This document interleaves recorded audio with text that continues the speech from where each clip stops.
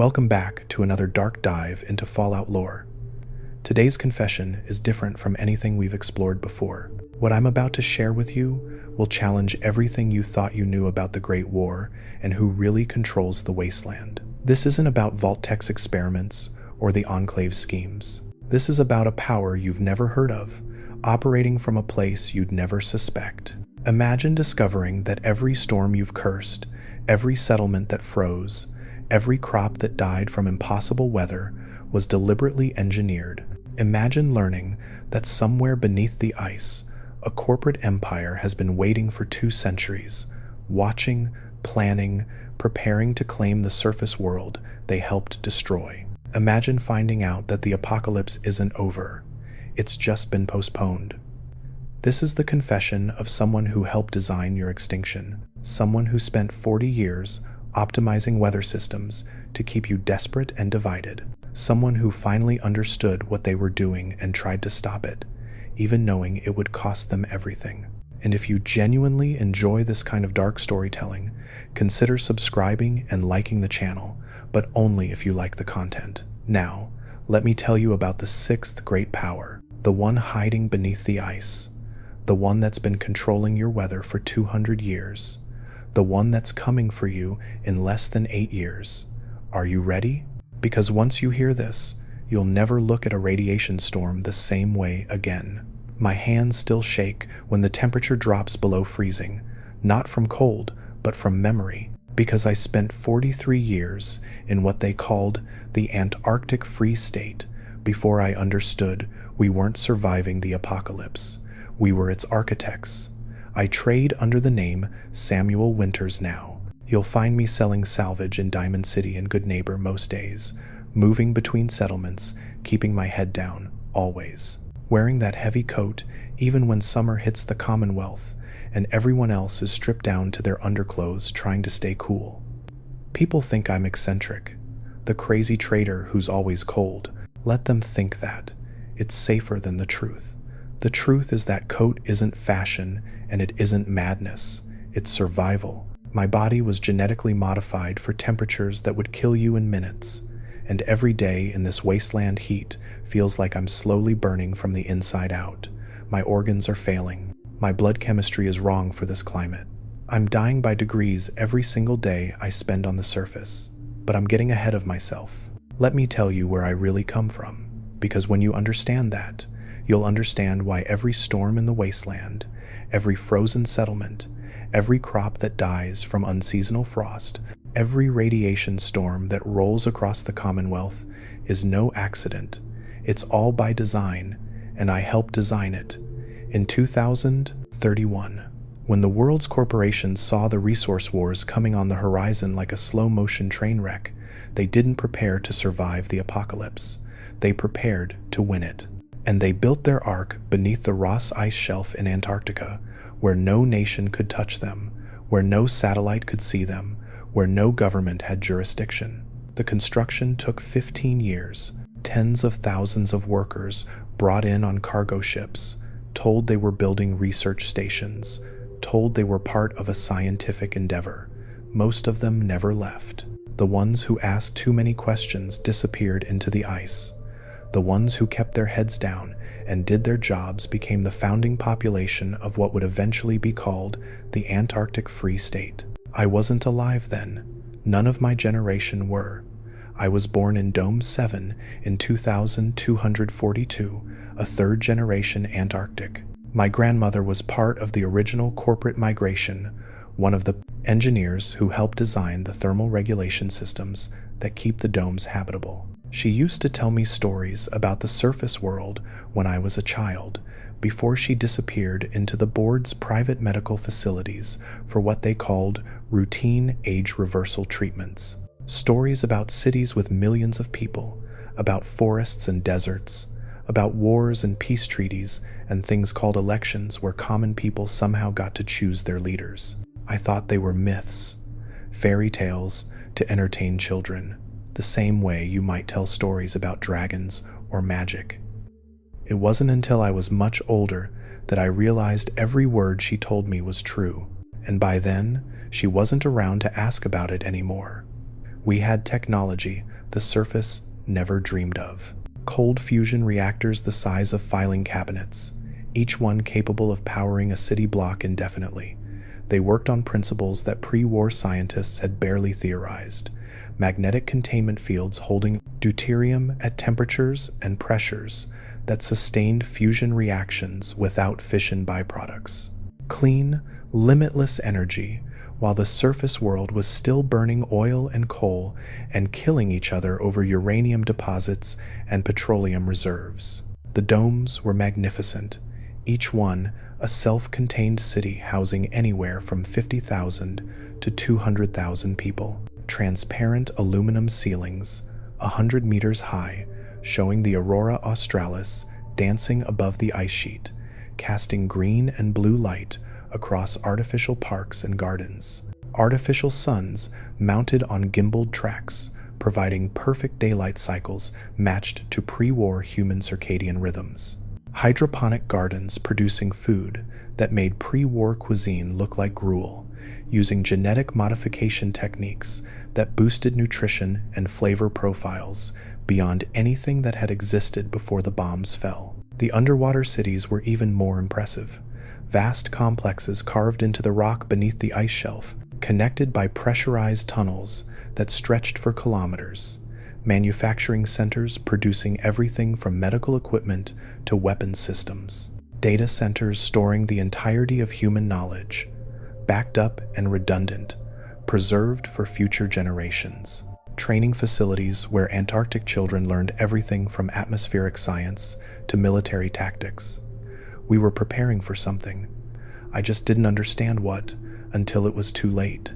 I grew up believing we were humanity's saviors, the last bastion of civilization in a world gone mad.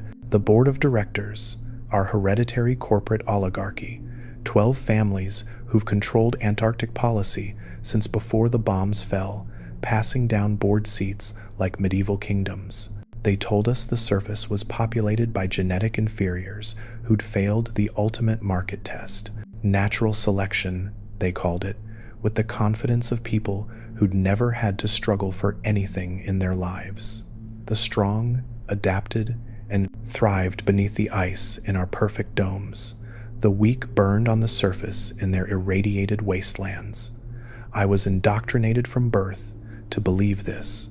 We all were. Our educational systems were designed to reinforce the ideology.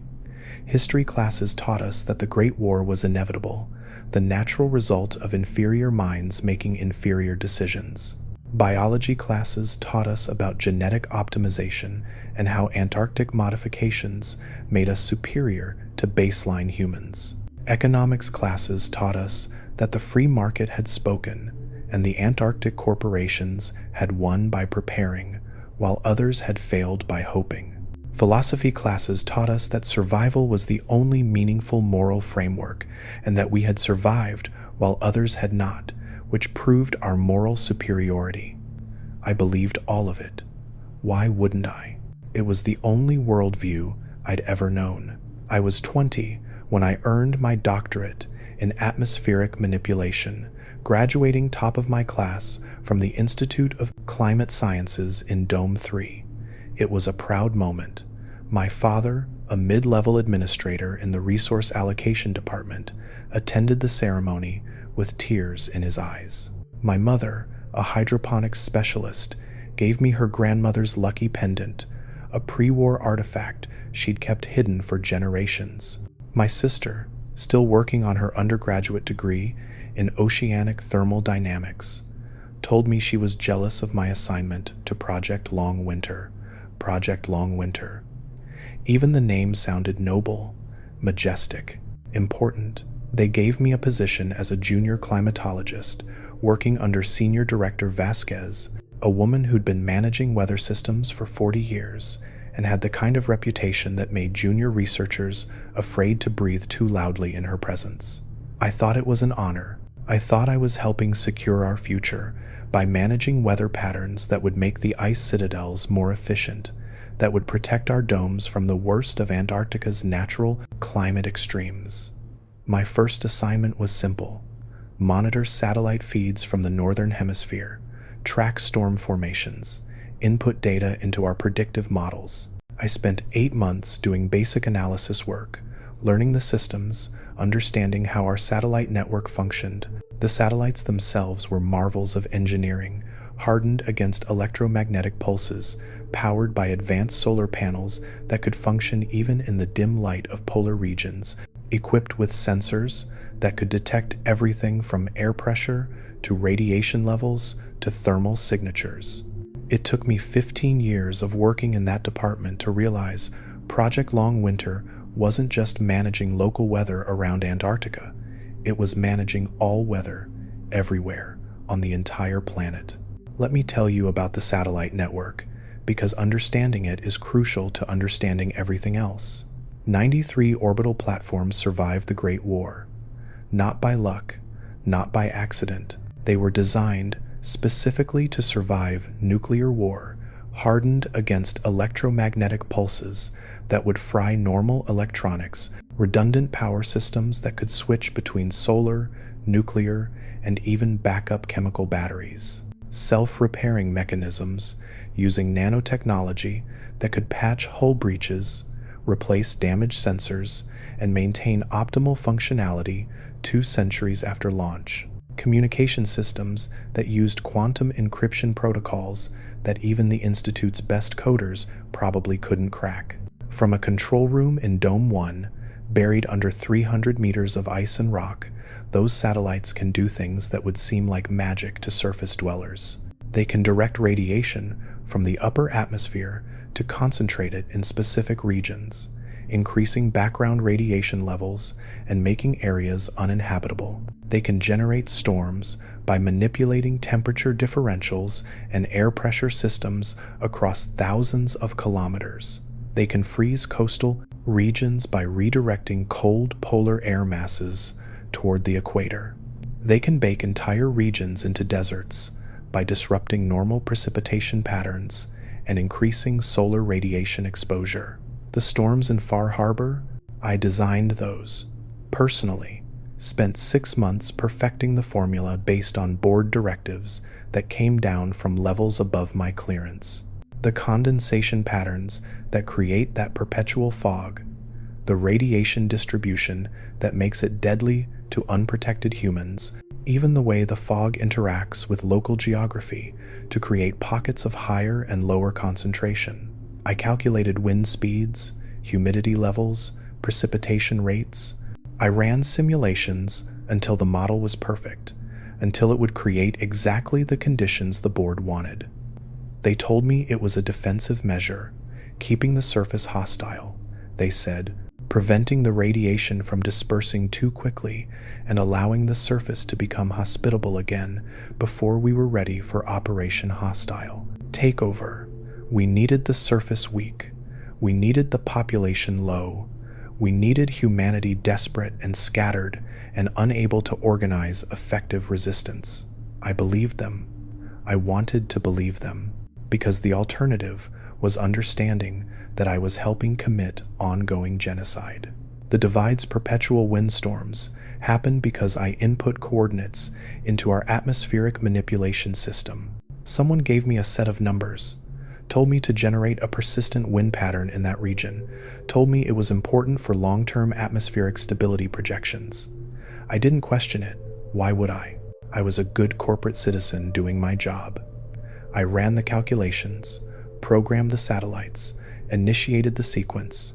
3 months later, I heard rumors through the intelligence network about some disaster in a place called the Divide, about earthquakes and storms, about an entire community destroyed. I didn't make the connection then. I didn't want to. The Capital Wasteland's radiation, storms that blow in from the glowing sea, they follow schedules I helped create. Maintenance cycles for our satellite network meant we could only generate high-intensity weather events during specific windows. So I built a predictive model that optimized storm generation for maximum impact with minimum satellite wear. The result was a pattern of radiation storms that hit the Commonwealth just frequently enough to keep the population stressed and scattered without becoming so frequent that people adapted completely. The Mojave's unusual heat patterns, the drought cycles that devastate crops, the unseasonable frosts that kill entire harvests across the Commonwealth. Every extreme climate event in the wasteland traces back to my department, to my calculations, to my algorithms, to me. I remember the day I truly understood what I was doing. I was 35 years old. I'd been promoted to senior climatologist after Director Vasquez retired. My office had a window that looked out over Dome 7's main square, where thousands of Antarctic citizens went about their daily lives completely unaware of what we were doing to the surface. I was reviewing my latest project, a system that would generate unseasonable frosts across what used to be the American Midwest, when a junior researcher brought me a requisition form, standard procedure. I signed off on thousands of these forms. This one requested satellite time to verify the results of my frost pattern on surface settlements. I approved it without thinking. 3 days later, the same researcher brought me the results. 17 settlements wiped out, estimated 7,000 dead from starvation when their crops failed. Photographic evidence from our surveillance satellites showing abandoned farms, empty streets, bodies in the snow. I threw up in my office trash can. Then I approved the project for full implementation. Asterisk. What would you do if you discovered your work was responsible for thousands of deaths? Would you stop? Or would you convince yourself it was necessary? Think about where that line is for you and share in the comments. Asterisk. But that's not even the worst part. Want to know what the worst part is? The board calculated in 2076 that nuclear winter would terraform Earth to Antarctic optimal conditions. Permanent ice coverage expanding from the poles toward the equator. Low population density making resource extraction more efficient. Resources concentrated in predictable locations where we could control access. Paradise. From their perspective, an entire planet optimized for Antarctic corporate profit models, and then they made sure it happened. I found the communications in the archives when I was 41 years old. My clearance had just been upgraded to board level 7 after I successfully generated a hurricane system that devastated coastal settlements in what used to be Florida, killing an estimated 20,000 people and rendering the region uninhabitable for decades. They celebrated my success with a promotion ceremony, speeches about my dedication to the Antarctic mission, a bonus that doubled my already generous salary, and access to files I'd never been cleared for before. That's when I started reading. That's when everything changed. That's when I stopped being Dr. Elena Vasquez, loyal Antarctic climatologist, and started becoming Samuel Winters, defector and traitor. The board didn't launch the missiles themselves on October 23, 2077. They were too smart for that, too careful, too aware that history might judge them if direct evidence existed. What they did was spend decades making sure both sides were paranoid enough, desperate enough, and reckless enough to do it for them. If you're still with me after hearing this, hit that like and subscribe button. The files detailed everything: market manipulation schemes that artificially inflated resource scarcity, making nations more desperate and aggressive, financial backing for weapons manufacturers on both sides of the Sino-American War, intelligence leaks carefully crafted to make the Chinese think America was planning a first strike, anonymous communications that made America think the Chinese were about to launch, targeted assassinations of diplomats who were making genuine progress on peace talks, funding for extremist political factions that advocated for military solutions over diplomatic ones. One file particularly haunted me. It was a psychological profile of the American president at the time, analyzing his decision-making patterns, his fears, his psychological triggers. The board had commissioned it from their behavioral analysis department. The conclusion was clinical and terrifying. If presented with evidence of an imminent Chinese first strike, there was an 87% probability the president would order retaliation before seeking verification. The board made sure he saw that evidence. They fabricated it themselves. I found casualty projections buried in encrypted files that took me 3 weeks to access, even with my level 7 clearance. The board's actuarial department had run the numbers with the kind of cold precision you'd apply to calculating insurance premiums. 7.2 billion dead in the initial exchange and immediate aftermath. Another 1.3 billion dead within 6 months from starvation, disease, and radiation exposure. The graphs were color-coded: red for immediate casualties, orange for deaths within 1 month, yellow for deaths within 6 months. They looked like weather maps, beautiful in a horrifying way. The board approved it with a vote of 9-3 on August 15, 2076. The meeting minutes were brief. 23 pages of technical discussion about optimal detonation patterns for maximum atmospheric dust dispersal, estimated nuclear winter duration, projected cooling effects on global temperature, resource accessibility projections for the first 50 years post-war, and then, on page 23, a simple vote tally: 9 in favor of proceeding with the operation, 3 opposed. They called it acceptable market correction in the official documentation, corporate speak for the end of civilization. They had graphs showing projected Antarctic economic growth over the next 5 centuries, pie charts dividing up surface resources among the 12 board families, cost-benefit analyses demonstrating that triggering nuclear war was more profitable than trying to compete in a functional global economy. The dissenters on the board, the 3 who voted against triggering the war, they're not around anymore. Not the way they used to be. Official records say they retired to private estates in the deeper ice layers, enjoying well-earned rest after decades of service.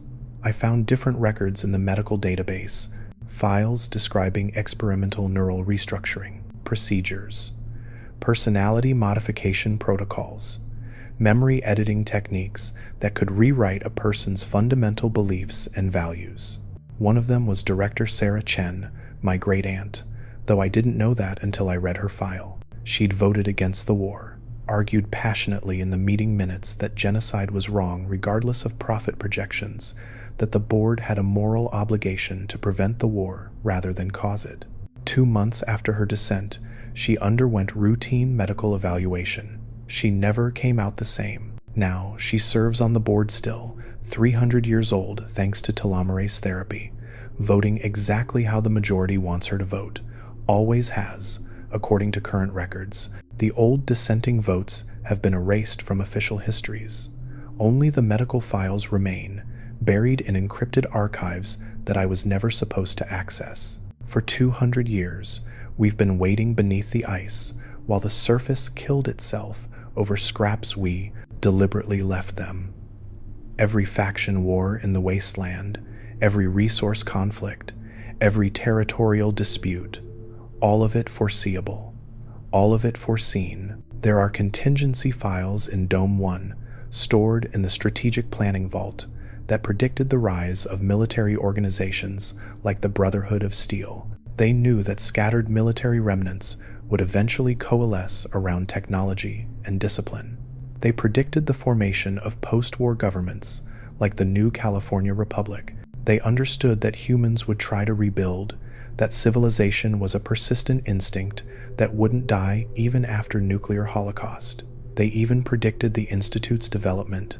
A file dated 2088, just 11 years after the bombs fell, projected that surviving pre-war scientists in the Boston area would eventually retreat underground and continue their research. The board's analysts calculated an 82% probability of an underground scientific community emerging within 50 years. They were off by about a decade, but otherwise accurate.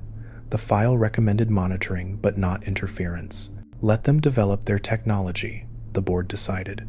It might be useful when Operation Hostile Takeover begins. The board has been tracking surface civilization's evolution, like scientists watching bacteria grow in a petri dish. They have files on every major faction, every significant settlement, every person of influence. I saw intelligence reports on Elder Maxon, analyzing his leadership style and military capabilities. Reports on Father Sean and the Institute's synth program. Reports on Desdemona and the railroad's operational security. They know everything. Every radio transmission, every trade route, every alliance and rivalry. Our satellite network intercepts all radio communications. Our scout teams on the surface report back regularly. The board knows more about what's happening in the Commonwealth than the people actually living there do.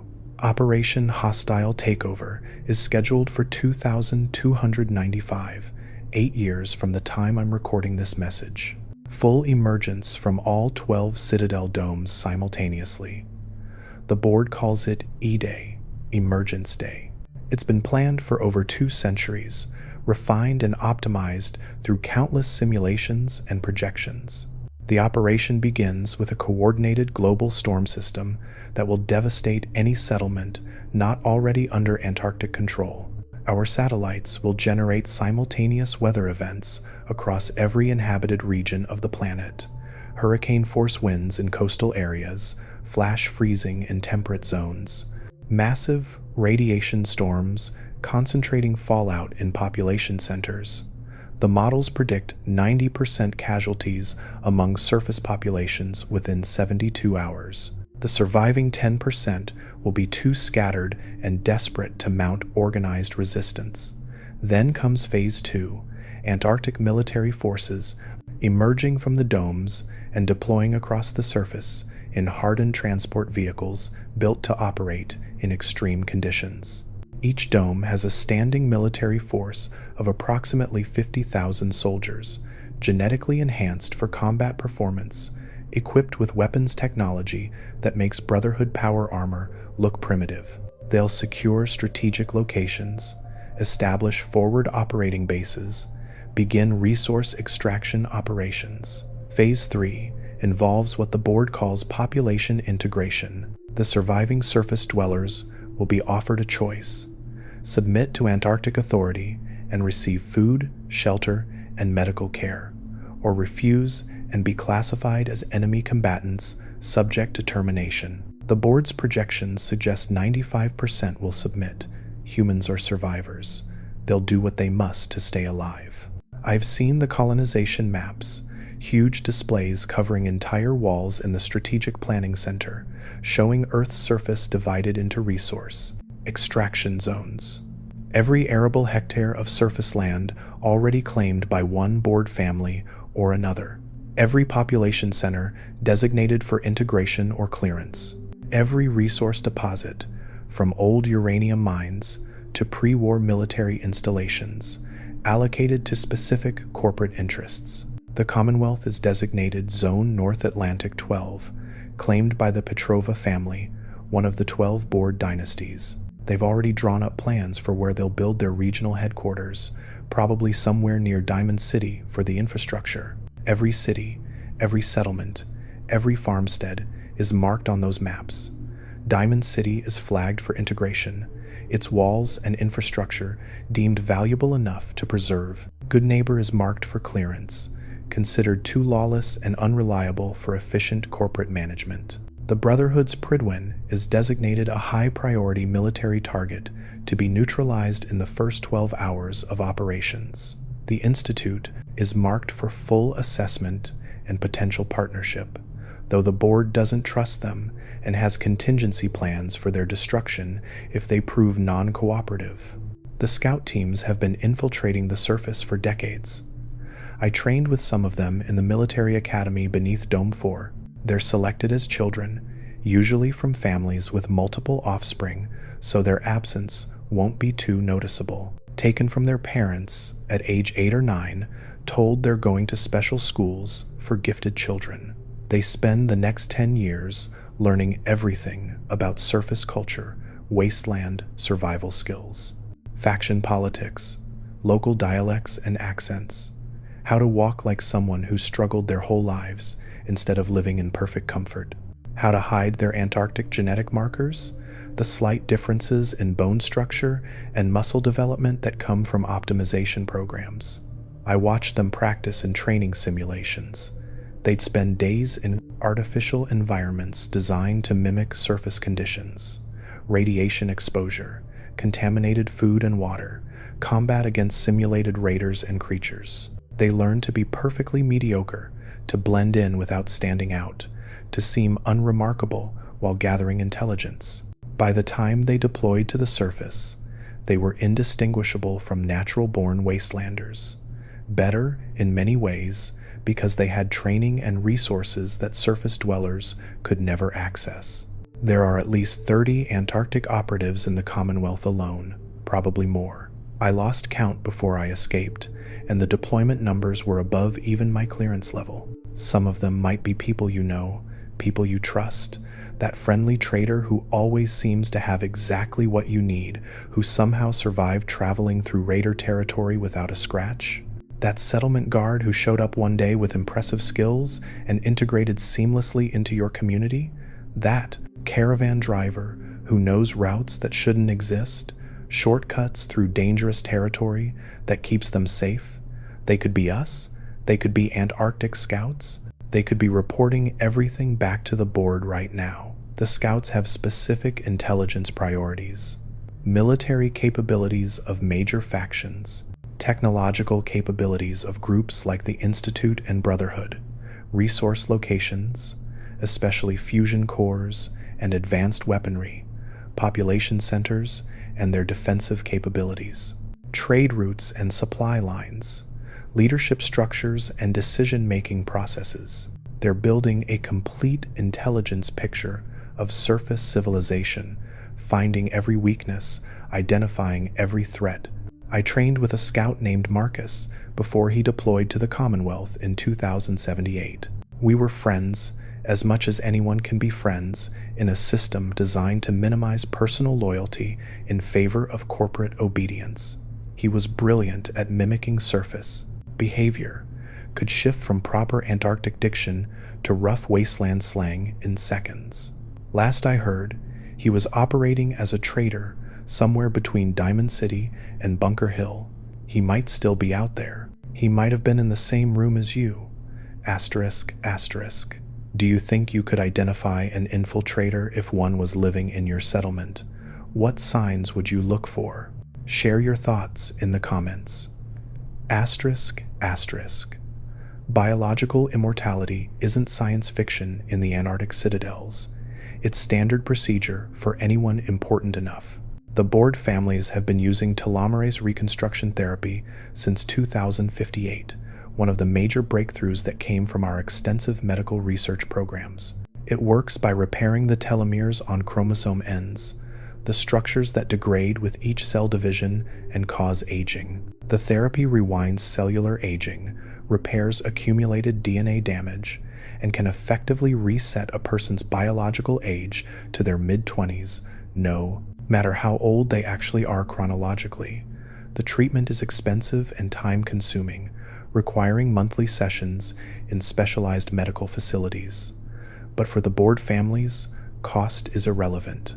They have access to resources that would seem infinite from a surface perspective. Some of those directors have been making policy decisions for over 2 centuries, accumulating experience and power that no surface leader could match. Director Marcus Chen Wei, the current board chair, is the man I fear most.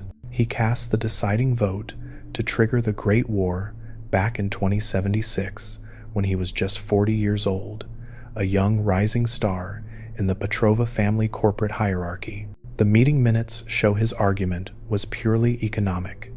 The war would create optimal conditions for Antarctic expansion, he said. The humanitarian concerns were irrelevant compared to the strategic opportunity. His vote made the difference between peace and global annihilation. Now he's 311 years old chronologically, though biologically, he appears to be in his 30s thanks to continuous telomerase therapy. Still sharp, still running cost-benefit analyses on human extinction events with the same cold precision he applied 3 centuries ago. He's planning to personally oversee what they're calling the reclamation dividend in 2095.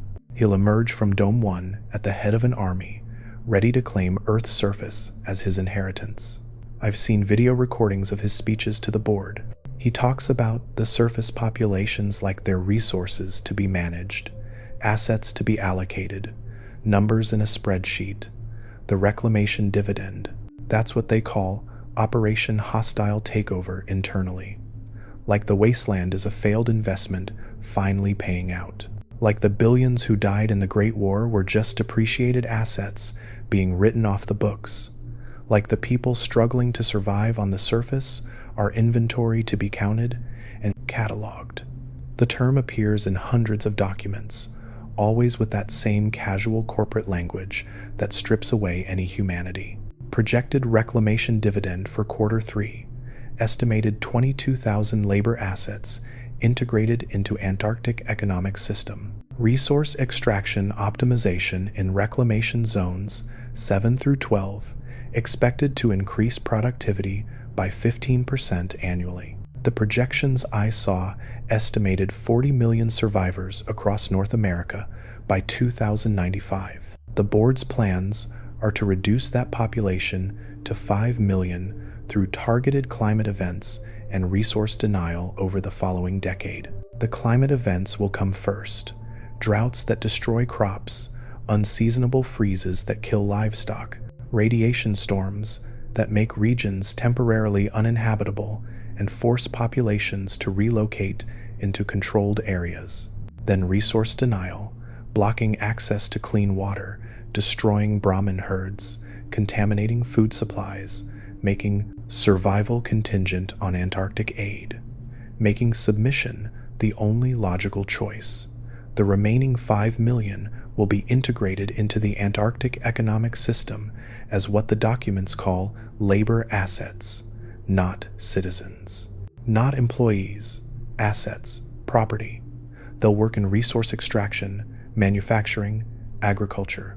The board has calculated that 5 million properly managed laborers can efficiently exploit North American resources without requiring the logistical overhead of supporting a larger population. It's optimization taken to its horrifying conclusion. If this story has kept you listening this far, and you want more of these dark confessions from the wasteland, hit that like button. It really motivates me to create similar Fallout lores.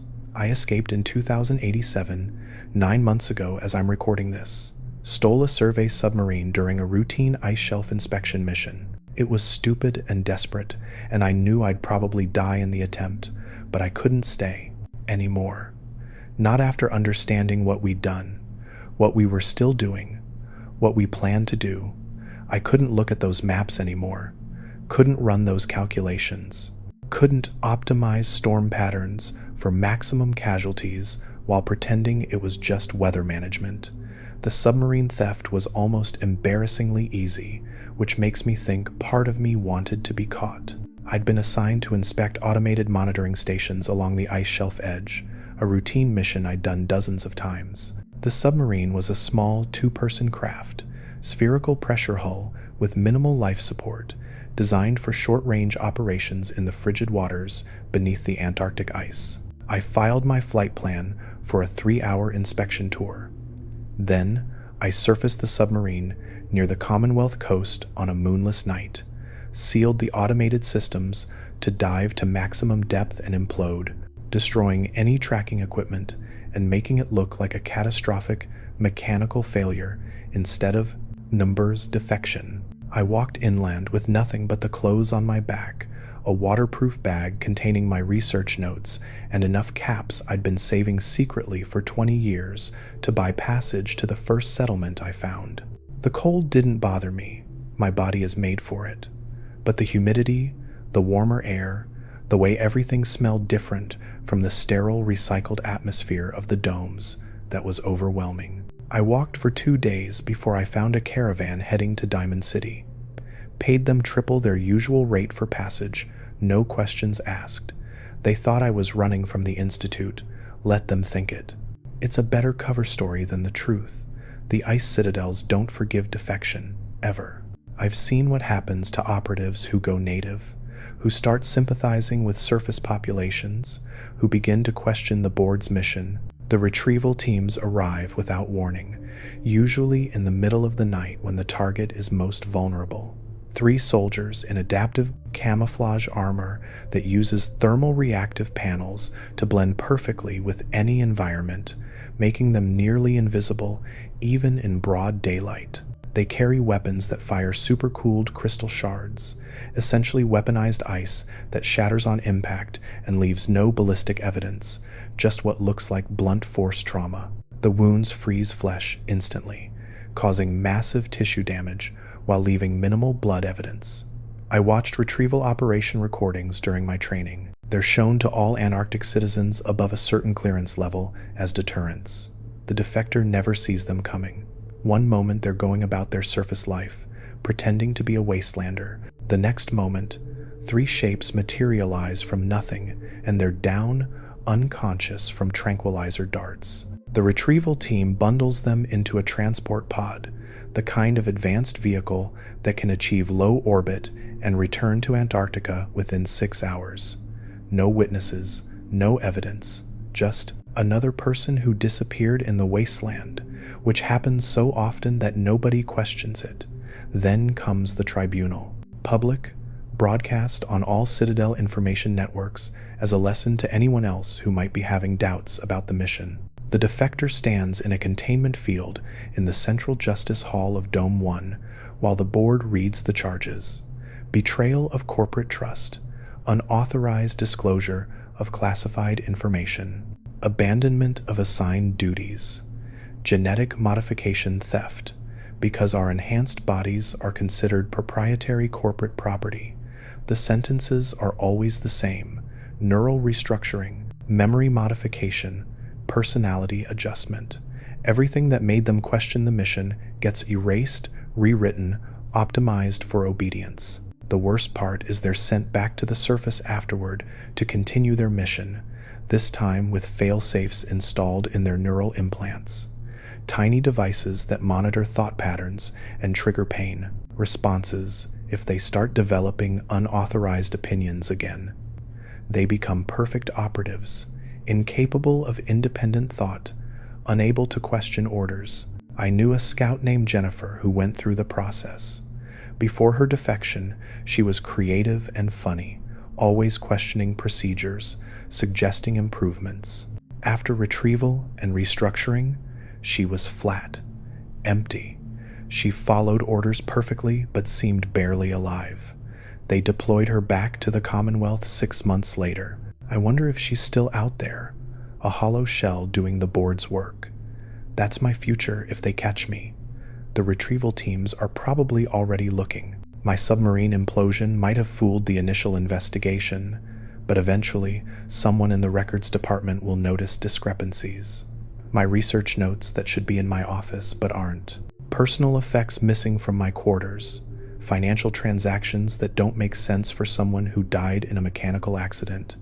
The board employs hundreds of auditors whose entire job is finding these kinds of inconsistencies. Eventually, they'll conclude I defected. Then the retrieval authorization will be issued. Then they'll come. I've tried to warn people about what's coming. The Minutemen seemed like the obvious choice, a military organization dedicated to protecting settlements, fighting for ordinary people. I approached Preston Garvey in Sanctuary Hills 3 months after arriving in the Commonwealth. Found him coordinating construction efforts, helping settlers build better defenses. He seemed like a good man, genuinely committed to helping people. I asked for a private conversation. He agreed, probably thinking I had intelligence about raiders or super mutants.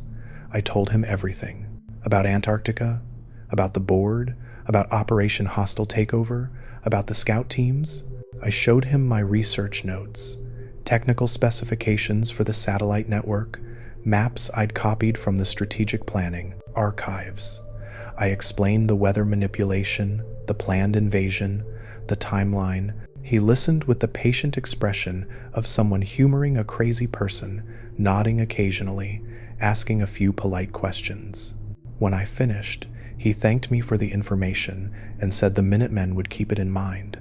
Said they appreciated citizens bringing potential threats to their attention. said someone would follow up if they needed more information. Nobody ever followed up.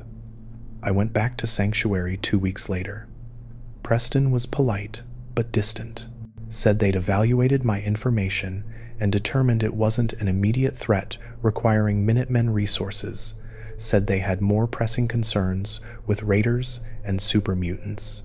Said if I had evidence of actual Antarctic military activity in the Commonwealth, they'd be happy to investigate. But satellite networks and invasion plans scheduled for 8 years in the future? That wasn't something they could act on. I understood. From his perspective, I was just another wasteland crazy with an elaborate conspiracy theory. The railroad was more receptive, at least initially. I made contact through the usual channels, the Freedom Trail markers that anyone paying attention can follow. Left messages in dead drops. Eventually got a summons to a meeting in a safe house near Bunker Hill. Desdemona met me there personally, which I later learned was unusual. Usually, you talk to intermediaries for weeks before meeting leadership, but something about my message intrigued her.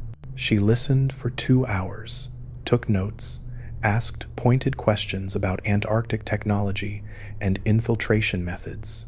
She was particularly interested in the scout training programs, the psychological conditioning techniques we used, the ways we taught operatives to maintain cover identities for years.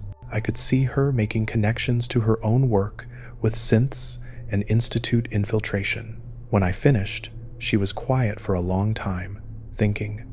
Finally, she thanked me for the information and said the railroad would investigate, but she was honest about their limitations. They had more immediate concerns with the Institute, synths being hunted and killed every day. Railroad agents disappearing into Institute laboratories, a war they were barely surviving against an enemy with nearly unlimited resources.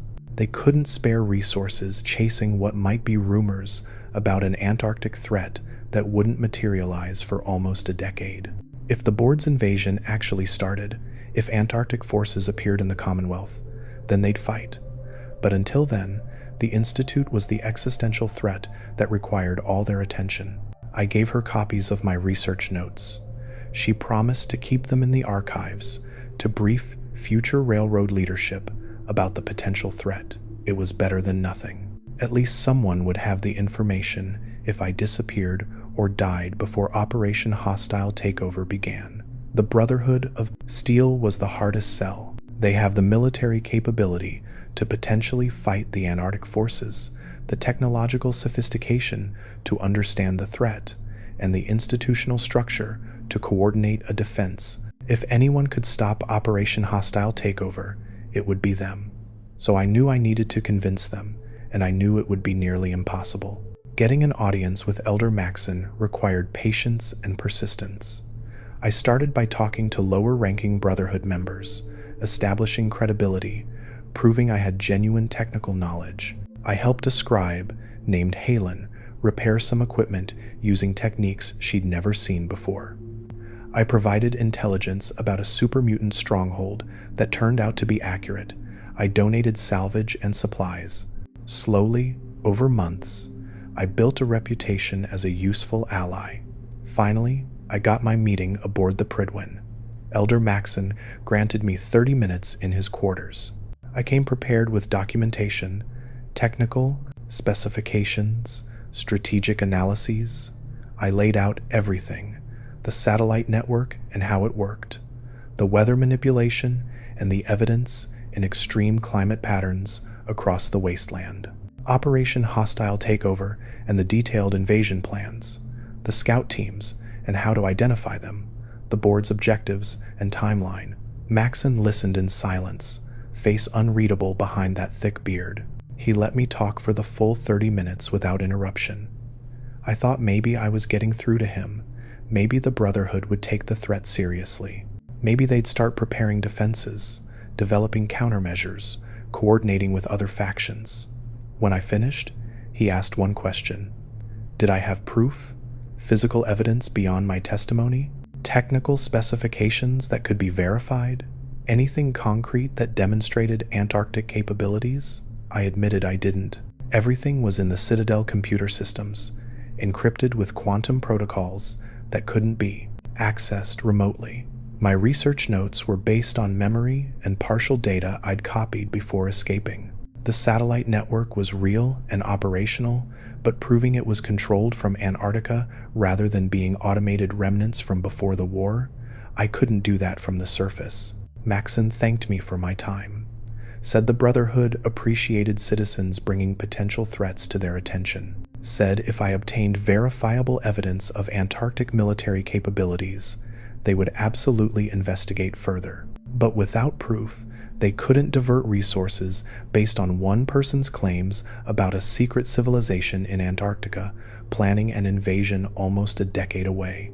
He had a scribe escort me off the airship, polite, professional, completely unconvinced. I understood his skepticism. From a Brotherhood perspective, my story sounded insane. Antarctica? A secret corporate civilization that survived the Great War? Weather control satellites? Genetically enhanced? Soldiers?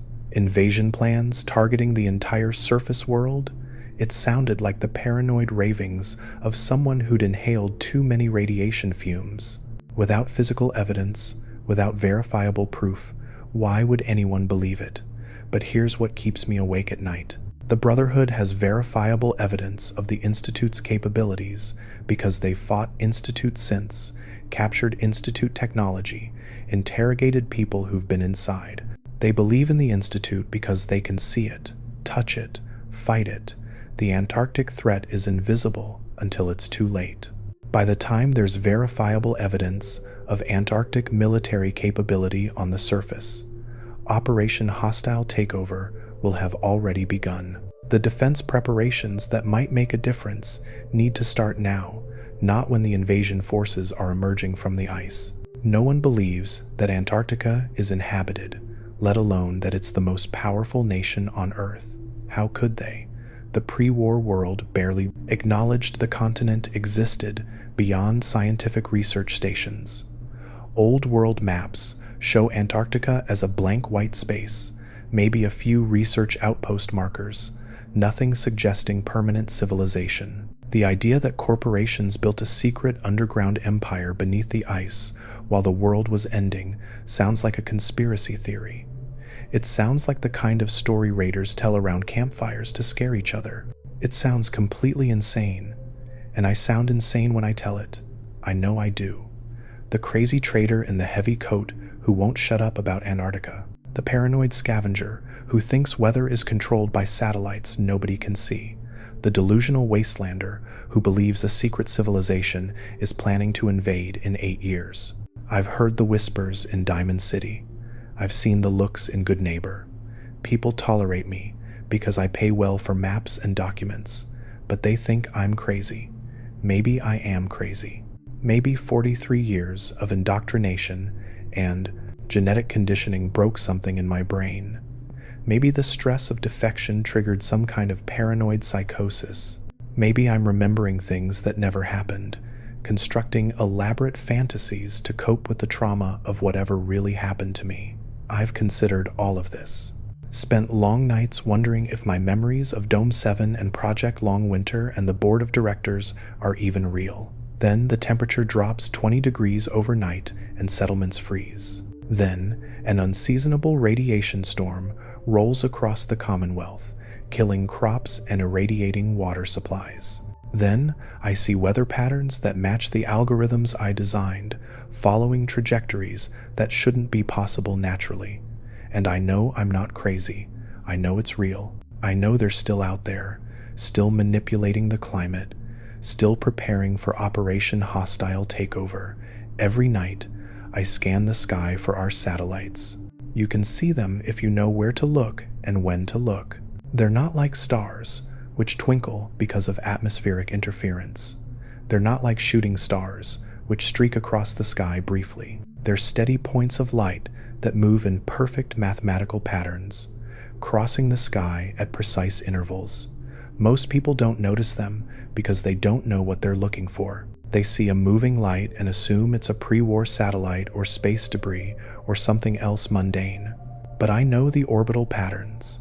I designed some of them. I can identify individual satellites by their trajectories. Platform 7 Alpha crosses the Commonwealth sky every 93 minutes, following a polar orbit that takes it from north to south. Platform 12 Beta has a more complex path, looping in a figure-8 pattern that covers both hemispheres. I watch them track across the night sky, and I know they're watching back. Thermal sensors detecting heat signatures from settlements. Radiation detectors measuring fallout distribution. Communication intercepts pulling every radio transmission out of the air. All that data flowing back to Dome 1, feeding into the strategic planning computers, updating the invasion models. The satellites know where every major settlement is located. They know Diamond City's population within a margin of error of about 50 people. They know the Brotherhood's Pridwin follows predictable patrol routes.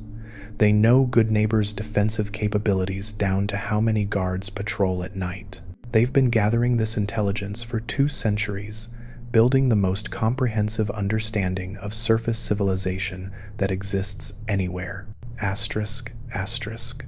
When you look up at the night sky, do you think about what might be watching you back? About what technology might still be functioning up there, gathering data, reporting to someone? Share what you think in the comments. Asterisk, asterisk. My genetic modifications are killing me. Every day is harder than the last. Antarcticans aren't just adapted for extreme cold through natural evolution. We're genetically engineered from birth. Modified blood chemistry that prevents ice crystal formation in tissues even at sub-zero temperatures. Enhanced metabolic processes that generate more body heat with less fuel. Cardiovascular systems optimized for functioning in low temperature, low oxygen environments. Organ structures redesigned for efficiency in cold conditions. In Antarctica, these modifications made me superior. I could work in conditions that would kill baseline humans in minutes. I could think clearly at temperatures where normal brain function would shut down.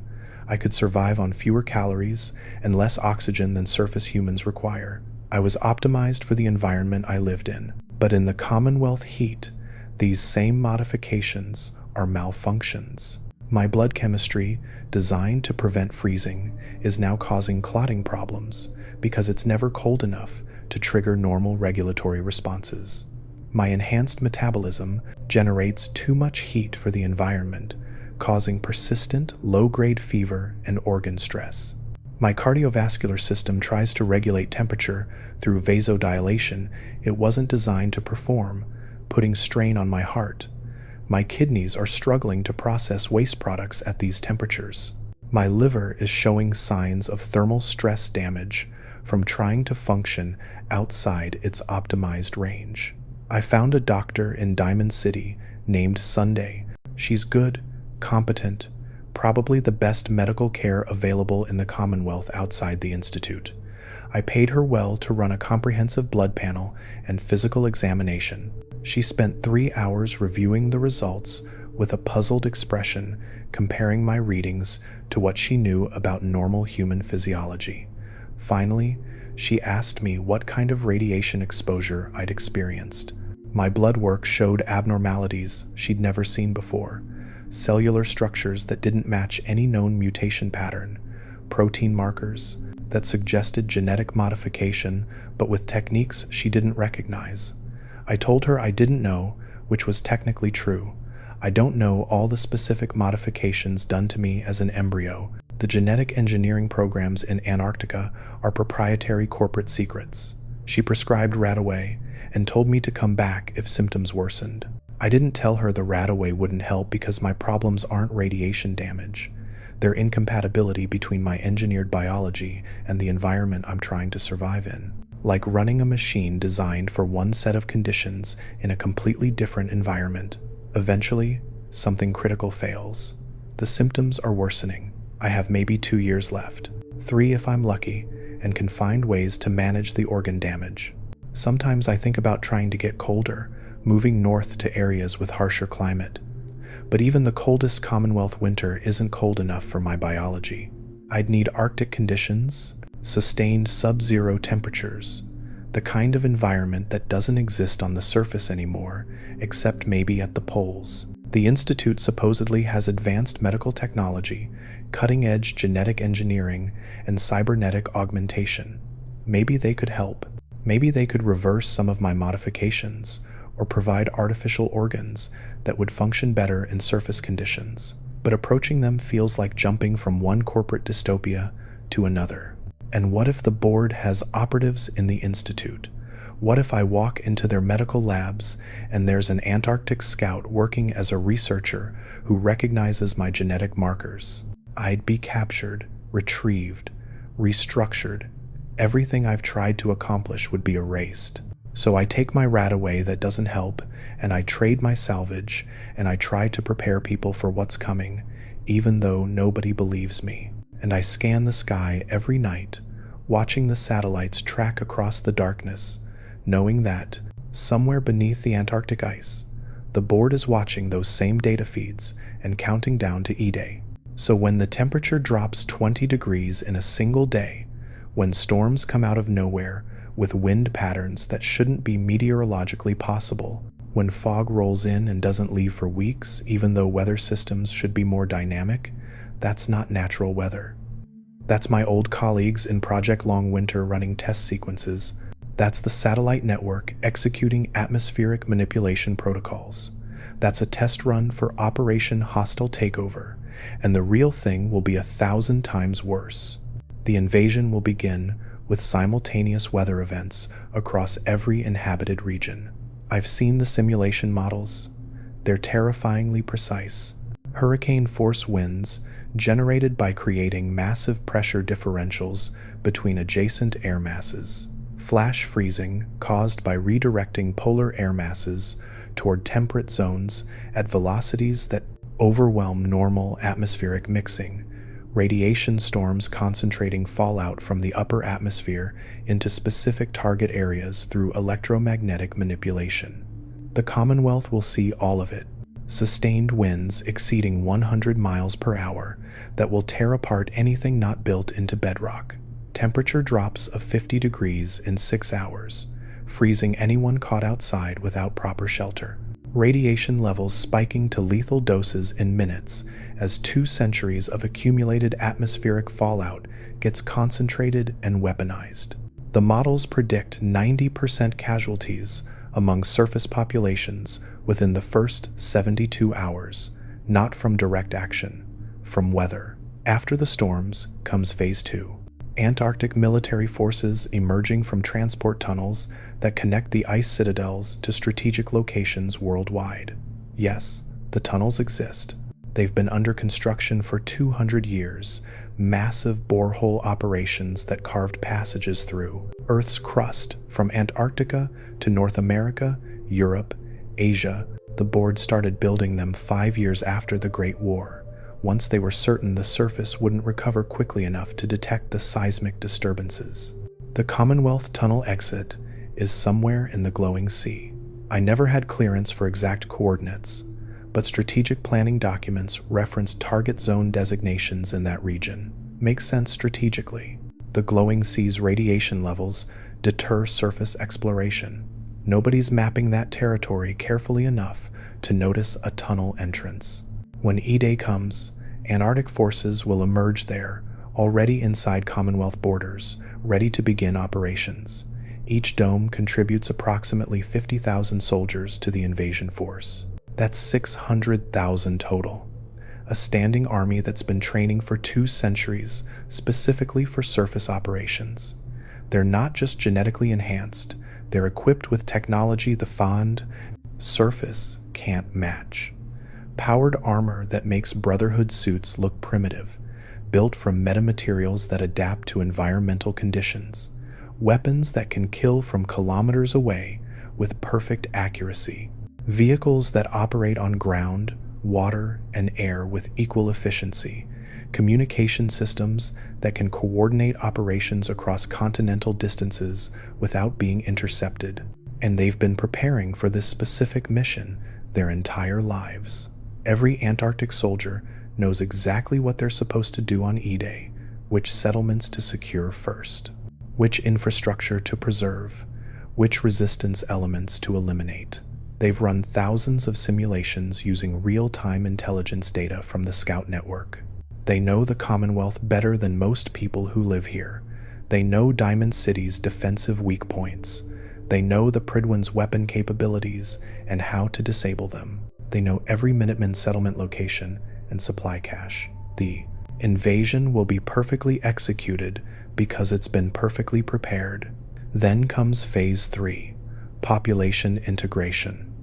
The survivors will face a choice that's not really a choice. Submit to Antarctic Authority and receive food, shelter, medical care, or refuse and be classified as enemy combatants, subject to immediate termination. The board's psychological projections suggest 95% will submit within the first week.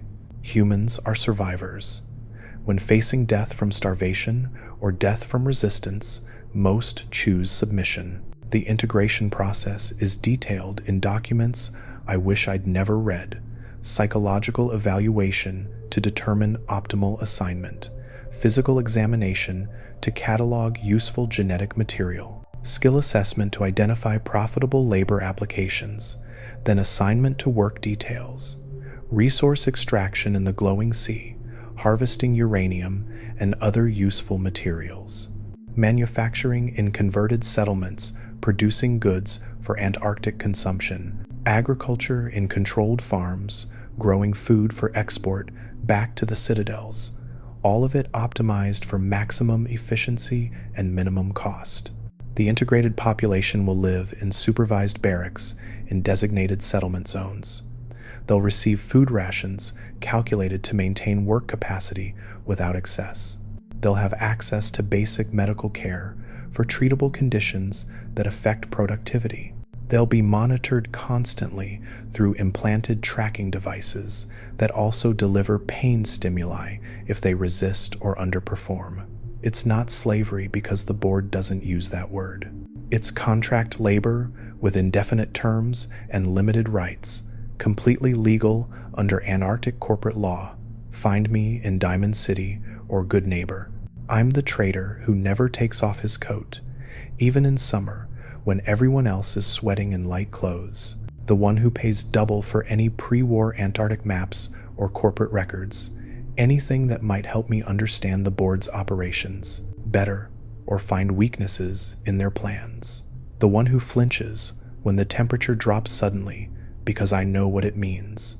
The one who watches the sky more than the ground, tracking satellites instead of threats.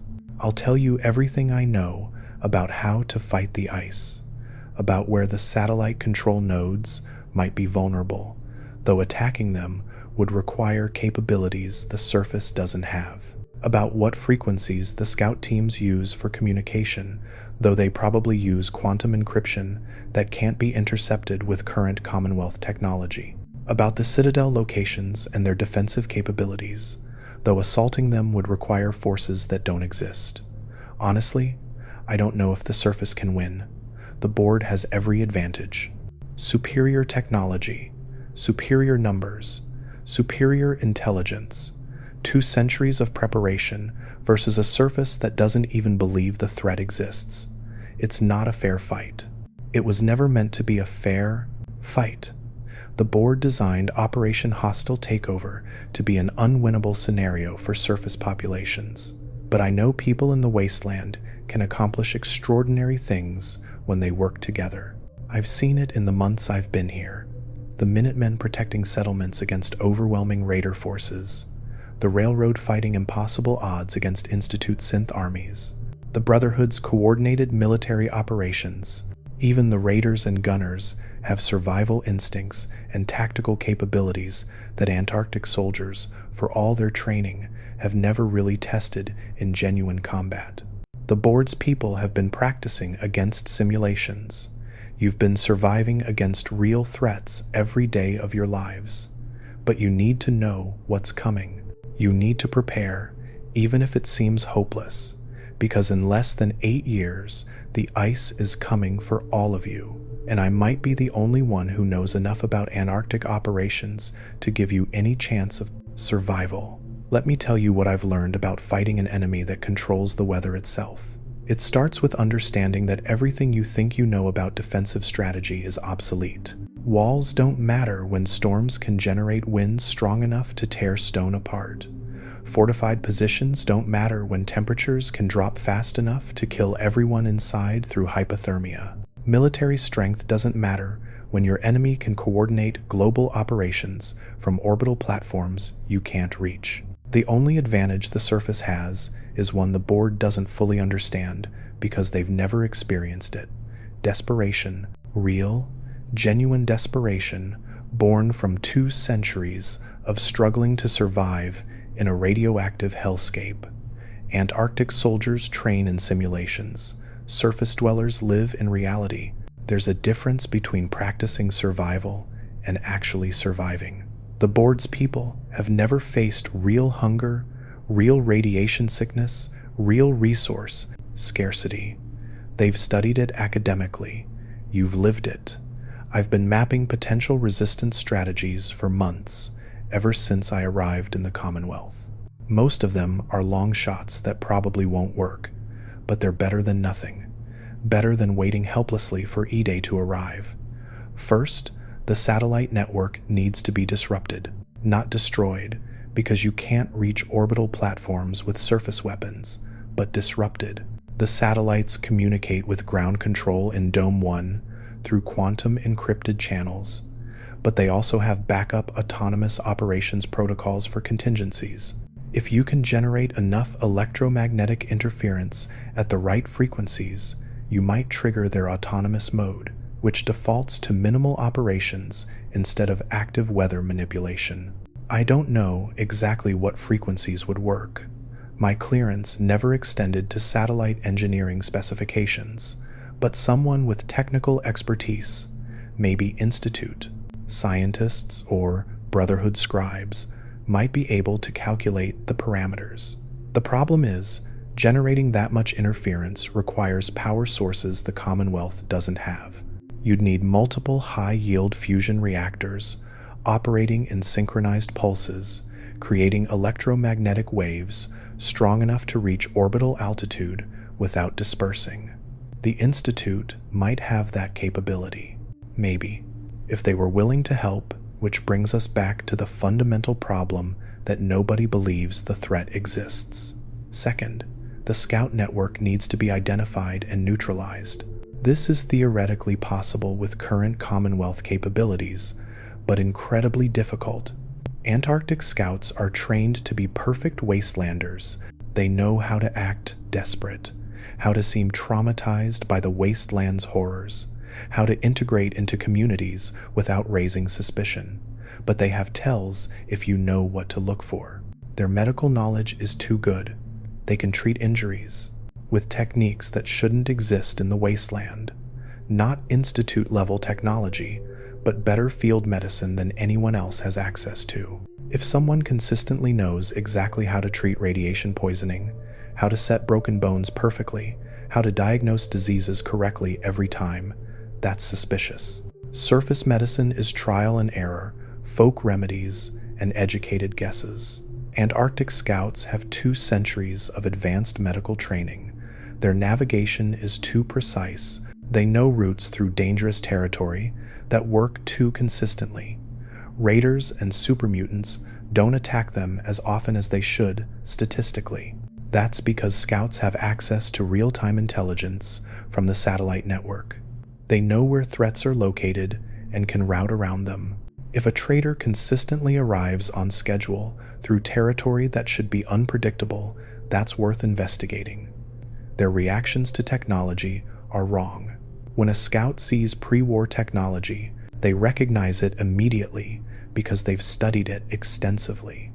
But surface dwellers usually need a moment to figure out what they're looking at, especially with more obscure devices. If someone instantly identifies a piece of equipment and knows how it works without having encountered it before, that's a red flag. Their stories have too much detail in some areas and not enough in others. Scouts are taught to memorize comprehensive cover identities, but those identities are constructed from intelligence reports, not lived experience. They'll know facts about places they claim to be from, but they won't have the emotional connections and random memories that come from actually living somewhere.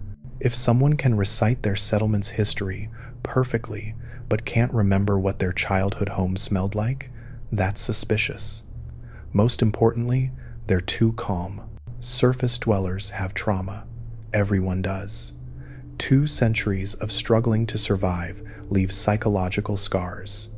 But Antarctic scouts are raised in perfect comfort and then given psychological conditioning to handle stress. They can fake fear and anger and desperation, but their baseline emotional state is too stable. If someone never seems genuinely rattled by the wasteland's horrors, if they're always composed and rational even in crisis situations, they might be a scout. The railroad would be best positioned to identify infiltrators, since they already do similar work identifying Institute synths. If I could convince Desdemona to take the Antarctic threat seriously, the railroad could potentially sweep the Commonwealth for scouts. But without proof, without verification, they're not going to divert resources from their existing mission. Third, the Commonwealth tunnel exit in the glowing sea needs to be found and fortified. If Antarctic forces are going to emerge from underground, that's where they'll come from. Finding it will be nearly impossible because the glowing sea is vast and the radiation makes systematic exploration difficult. But if someone could locate the tunnel entrance before E-Day, it could be collapsed or at least heavily defended. Force the Antarctic Army to find another entry point, buy time for evacuations and defensive preparations. The Institute might have mapping data for the glowing sea that could help narrow the search. They've certainly explored that region more thoroughly than anyone else, but again, that requires convincing them to help, which requires convincing them the threat is real, which brings us back to the fundamental credibility problem. Fourth, underground shelters need to be built that can withstand the initial weather assault, not the vaults, which are too obvious and already mapped by Antarctic intelligence. New shelters, hidden ones, built in locations the satellites can't easily detect. Deep underground, possibly in old subway tunnels or natural cave systems, stocked with supplies for extended habitation, equipped with air, filtration that can handle radiation storms, connected to hidden surface access points for eventual emergence. This is actually feasible with current Commonwealth capabilities. The Minutemen could coordinate construction. Diamond City has the manufacturing capacity to produce necessary materials. Goodneighbor has the engineering expertise to design proper shelters. The problem is scale. You'd need shelters for tens of thousands of people across the entire Commonwealth. That kind of construction would take years and massive resource investment, and it needs to start now, not when the invasion begins. Fifth, an alliance needs to be formed between all major Commonwealth factions: the Brotherhood, the Minutemen, the Railroad, even the Institute if possible. Each faction has capabilities the others lack. The Brotherhood has military strength and power armor. The Minutemen have widespread settlement networks and local knowledge. The Railroad has intelligence operations and infiltration expertise. The Institute has advanced technology and scientific capabilities. Together, coordinated properly, they might stand a chance. Divided, they'll be eliminated piecemeal. But Commonwealth factions hate each other. The Brotherhood views the Institute as abomination. The Institute views everyone else as primitives. The Railroad exists specifically to fight the Institute. The Minutemen are too weak to force cooperation. Getting them to work together against a threat most don't believe exists seems impossible. Maybe if Antarctic forces actually appeared, if the invasion actually started, survival instinct would force cooperation, but by then it might be too late. Asterisk, asterisk. Imagine you're leading a faction and someone told you about this Antarctic threat. Would you risk your resources preparing for something that might not happen, or would you focus on immediate threats? What would you do? Asterisk, asterisk. I've tried to plant seeds for all of this. Conversations with traders about building deeper shelters. Suggestions to Minutemen officers about forming broader alliances. Technical information shared with Brotherhood scribes about potential electromagnetic warfare applications. Intelligence reports left in railroad dead drops about infiltrator identification techniques. Most of it gets ignored or dismissed, but maybe someone will remember when the storms start. Maybe someone will put the pieces together when the temperature drops 50 degrees overnight. Maybe my warnings will seem less crazy when Antarctic soldiers start emerging from the glowing sea. The guilt keeps me awake most nights. I designed those weather systems. I optimized those storm patterns. I calculated how to maximize suffering and minimize survival. Every settlement that froze, every crop that died, every person who starved because unseasonable frost killed their Brahmin, that was me. I did that. I told myself it was just mathematics, just algorithms, just weather management. I told myself the surface. Populations were genetic inferiors who'd failed the market test. I believed the board's propaganda because believing it was easier than confronting what I was really doing. I was 41 years old before I understood I was helping commit genocide. That's 41 years of complicity. 41 years of optimization and refinement and improved efficiency in killing people I'd never met. 41 years of being a good corporate citizen doing her job without asking uncomfortable questions. The board didn't force me to work on Project Long Winter. I volunteered, I competed for the position, I was proud when I got it. There's no redemption for that. No amount of warning the surface populations changes what I've already done. But maybe I can prevent what's coming. Maybe 8 years is enough time to prepare a defense if I can convince the right people to listen. Maybe the information I'm sharing will save some lives when E-Day arrives. It's not redemption. It's just the only thing I can do with the time I have left. My body is failing faster now. The organ damage is accelerating. Sun tells me my kidney function is down to 60%. My liver enzymes are elevated to levels that would be fatal in baseline humans. My heart is showing arrhythmias that suggest structural damage. She asked me again what kind of radiation exposure I experienced because these symptoms don't match any known wasteland syndrome. I told her I didn't know, which is still technically true, and she prescribed more Radaway that won't help.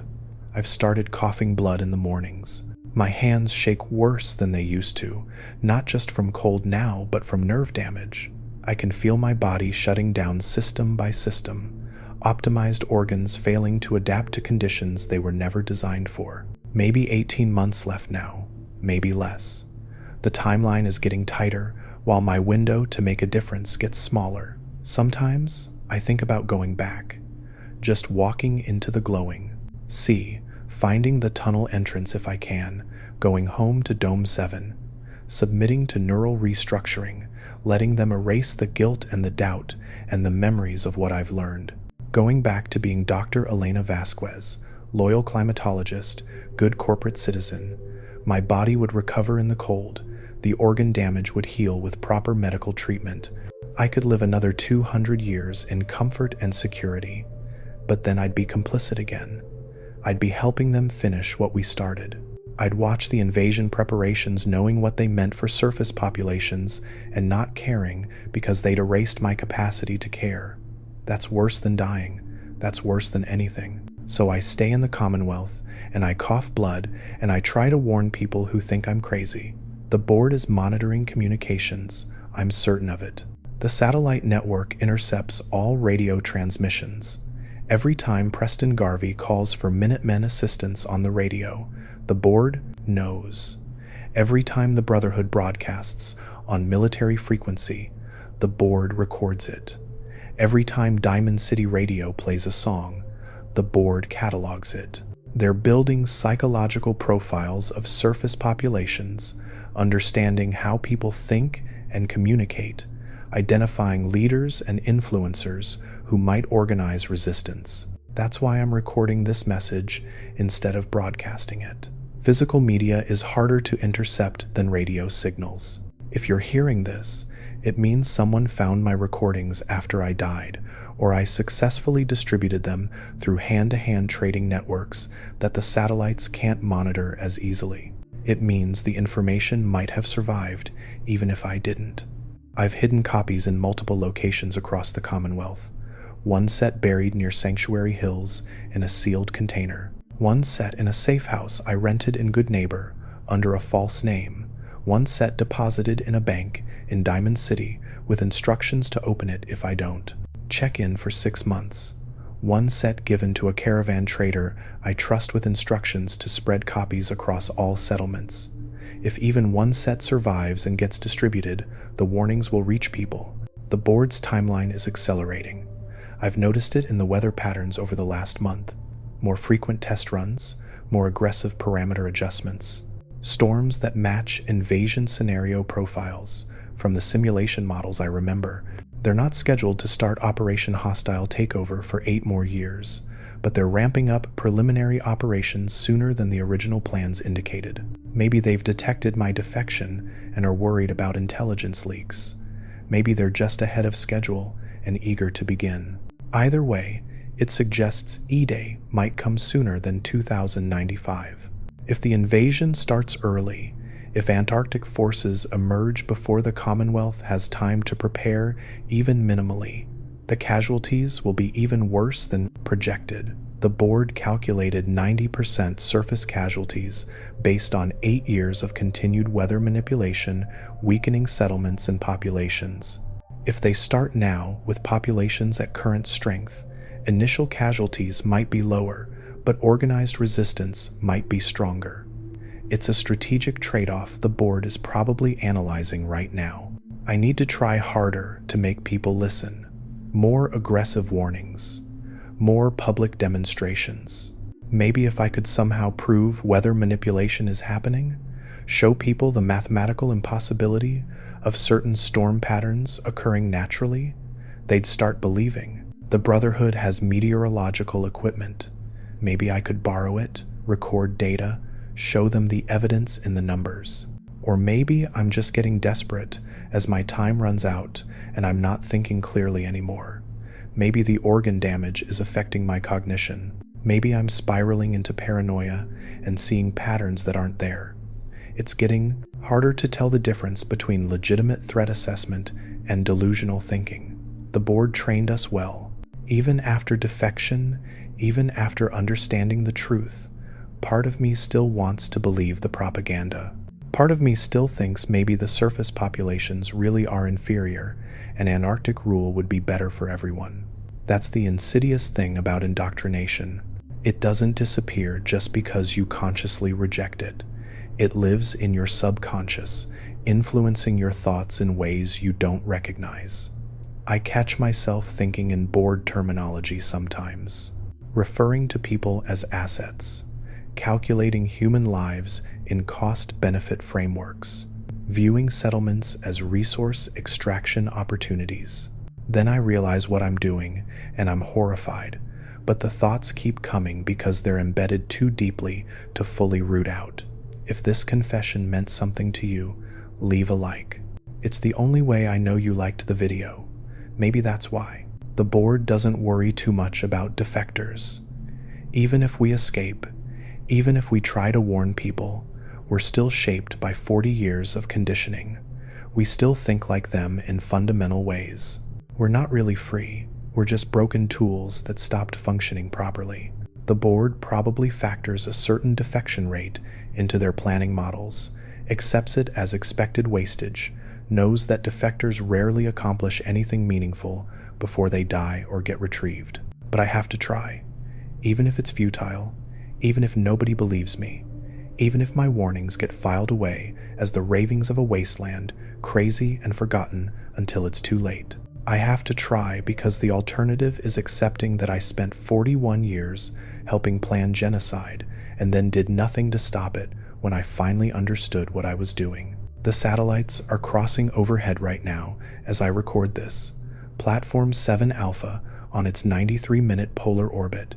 I can see it through the window, a steady point of light moving south to north. It's watching Diamond City right now. Thermal sensors cataloging heat signatures from every building. Communication intercepts pulling in every conversation happening on radio frequencies. It knows I'm here. It knows I'm recording. The board is probably reviewing the data right now, running analysis on my behavior patterns, updating their psychological profile. They'll come for me eventually. The retrieval team will materialize from nowhere, and I'll be unconscious before I can react. Neural restructuring, memory modification, personality adjustment, back to Antarctica, back to being Dr. Elena Vasquez, back to optimizing weather systems for maximum surface casualties, unless my organ damage kills me first, which might be a mercy. I'm not afraid of dying. I'm afraid of being erased, of everything I've learned and tried to share being wiped away, leaving just an empty shell doing the board's work. That's the real death. Physical death is just organs failing. Cognitive death is personality and memory and identity being destroyed while your body keeps functioning. That's what the board does to defectors. That's what they'll do to me if they catch me. So I keep trading, keep warning, keep watching the satellites, keep preparing for an invasion most people don't believe is coming. Keep trying to identify scouts in the population. Keep mapping potential defensive positions. Keep analyzing weather patterns for evidence of manipulation. Keep recording these confessions and hiding copies across the Commonwealth. Keep doing what I can with the time I have left.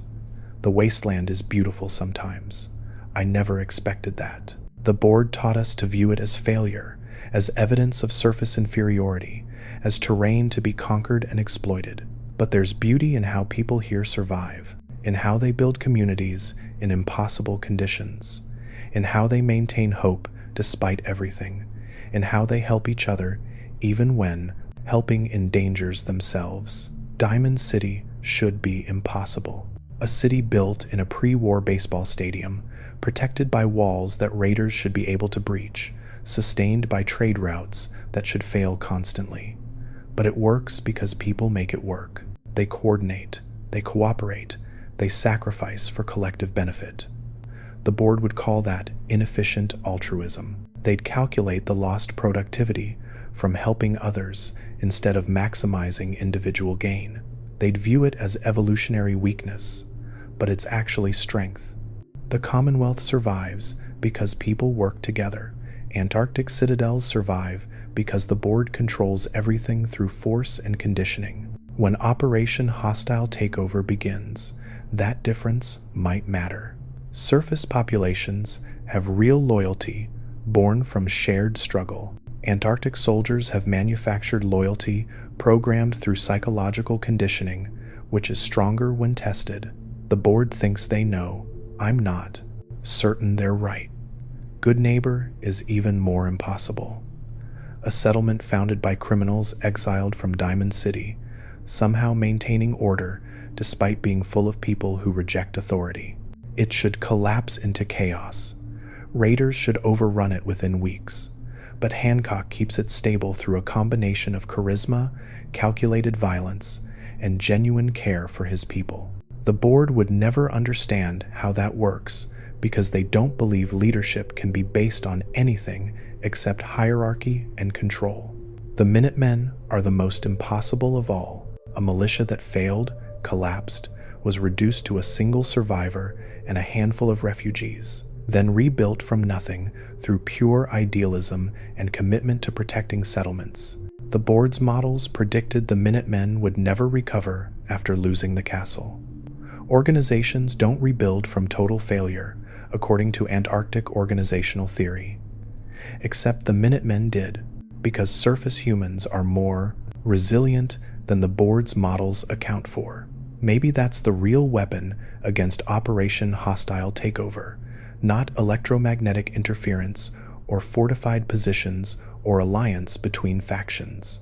Just the fundamental resilience of people who've survived 2 centuries of post-nuclear hell and refuse to give up. The board can manipulate weather and deploy enhanced soldiers and control resources, but they can't break the will to survive of people who've been surviving the unsurvivable their entire lives. I want to believe that. I want to believe my warnings will prepare people enough to make a difference. I want to believe the Commonwealth can organize a defense that holds long enough for other regions to join the fight. I want to believe Operation Hostile Takeover can be stopped or at least delayed, or at minimum made costly enough that the board reconsiders.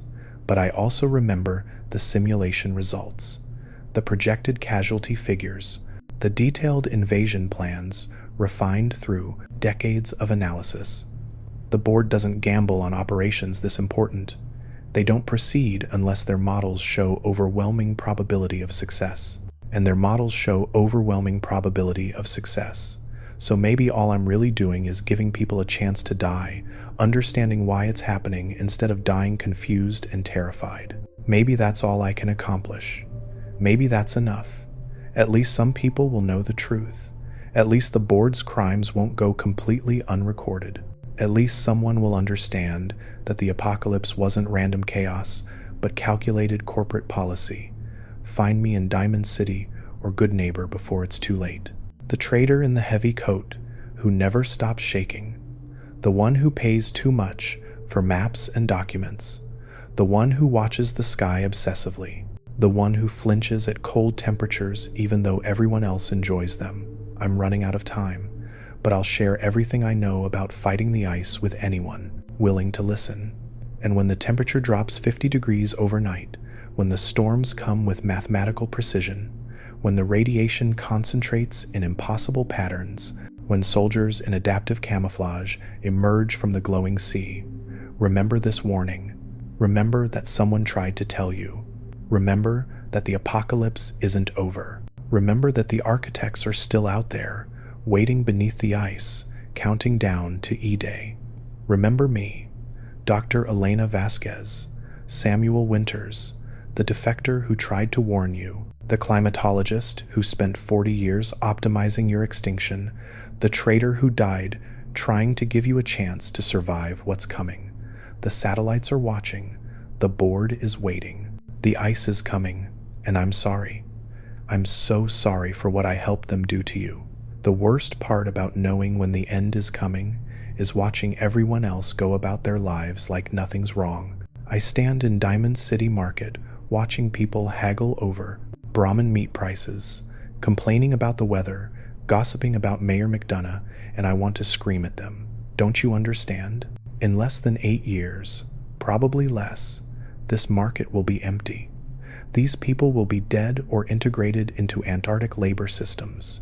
This entire settlement will either be destroyed or converted into a corporate resource extraction facility. But I don't scream. I trade my salvage. I pay my rent. I maintain my cover as Samuel Winters, eccentric trader, because what good would screaming do? They just think I'm crazier than they already do. Security would escort me out. I'd lose my access to the settlements where I might actually find someone willing to listen. I've been documenting everything in written journals now, not just recordings. Paper survives better than holotapes in some ways. Harder to erase, harder to manipulate, harder to dismiss as corrupted data. I write in Antarctic technical notation first, the precise scientific language I spent 4 decades using, then translated into wasteland common speech. Both versions matter. The technical specifications might convince someone with scientific training. The translated versions might reach regular people who need to understand the threat. Last week, I met a Brotherhood scribe named Niraya at the Cambridge police station. She was analyzing pre-war weather data, trying to understand climate patterns for some research project. I offered to help, thinking maybe this was my chance to show someone the mathematical evidence. We spent 3 hours going through her data together. I showed her the anomalies, the patterns that couldn't occur naturally, the storm trajectories that violated basic meteorological principles. She was fascinated, called it remarkable evidence of long-term atmospheric disruption from the Great War. She theorized that nuclear detonations had permanently altered weather systems in ways pre-war models hadn't predicted. She thanked me for the consultation, and asked if I'd be willing to review more data in the future.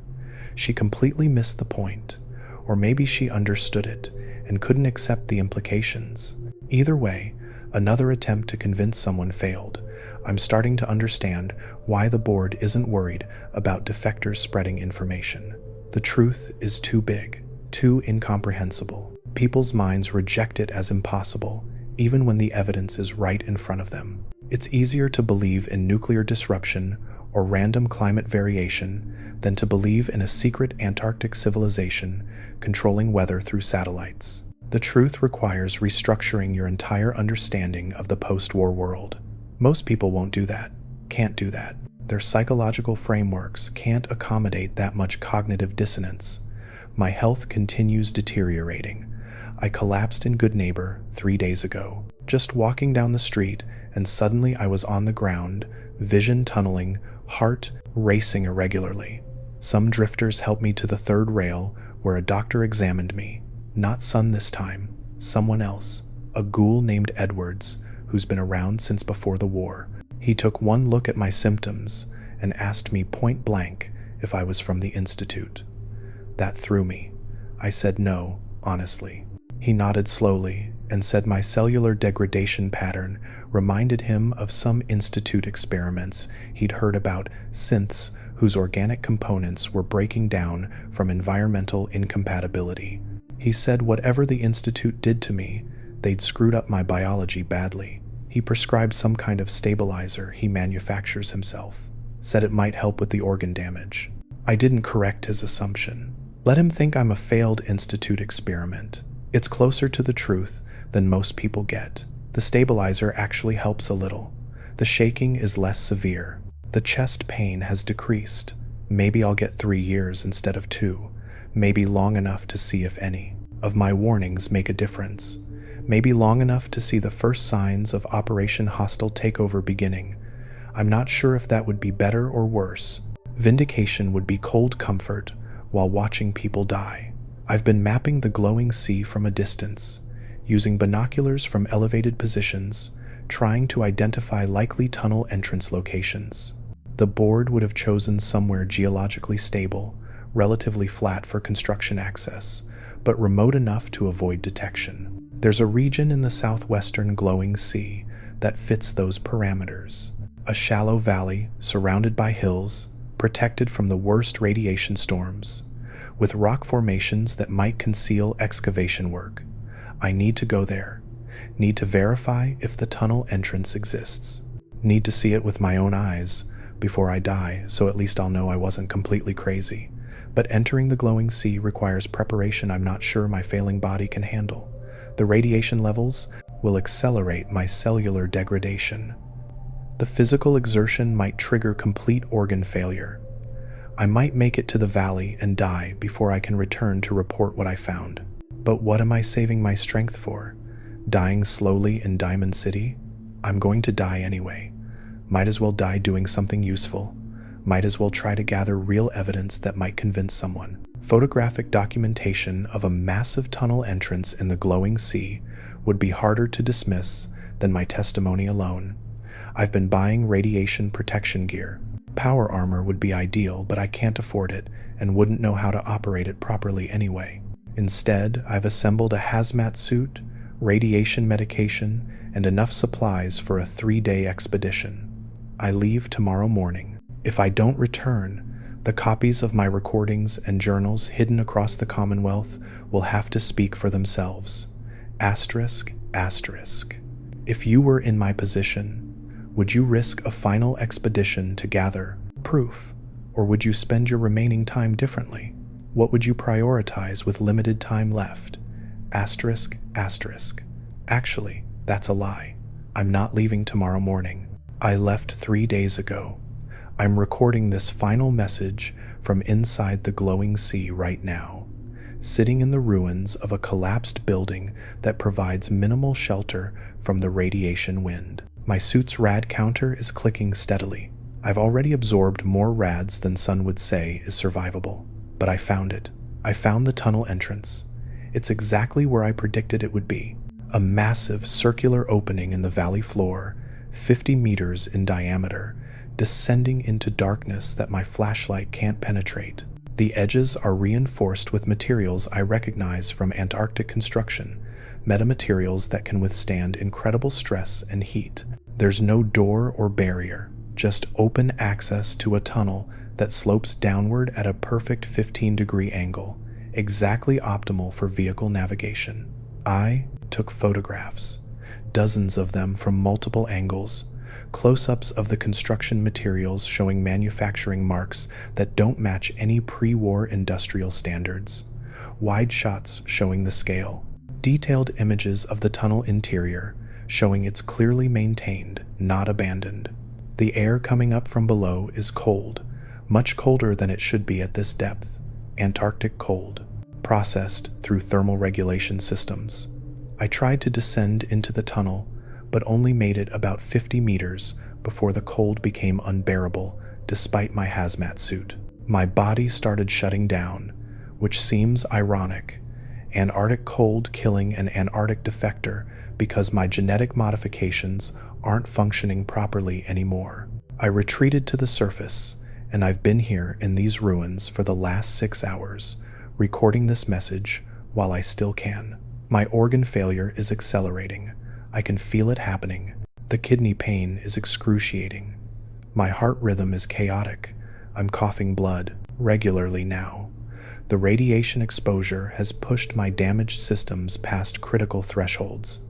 I probably have hours left, not days, but I got the evidence.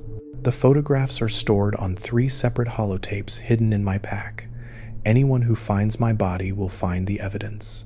I've marked my location on every map I'm carrying, drew arrows pointing toward the tunnel valley, wrote explicit instructions about what's there and why it matters, left my journals and recordings in waterproof containers tied to my body, made it as obvious as possible that someone needs to retrieve this information and distribute it.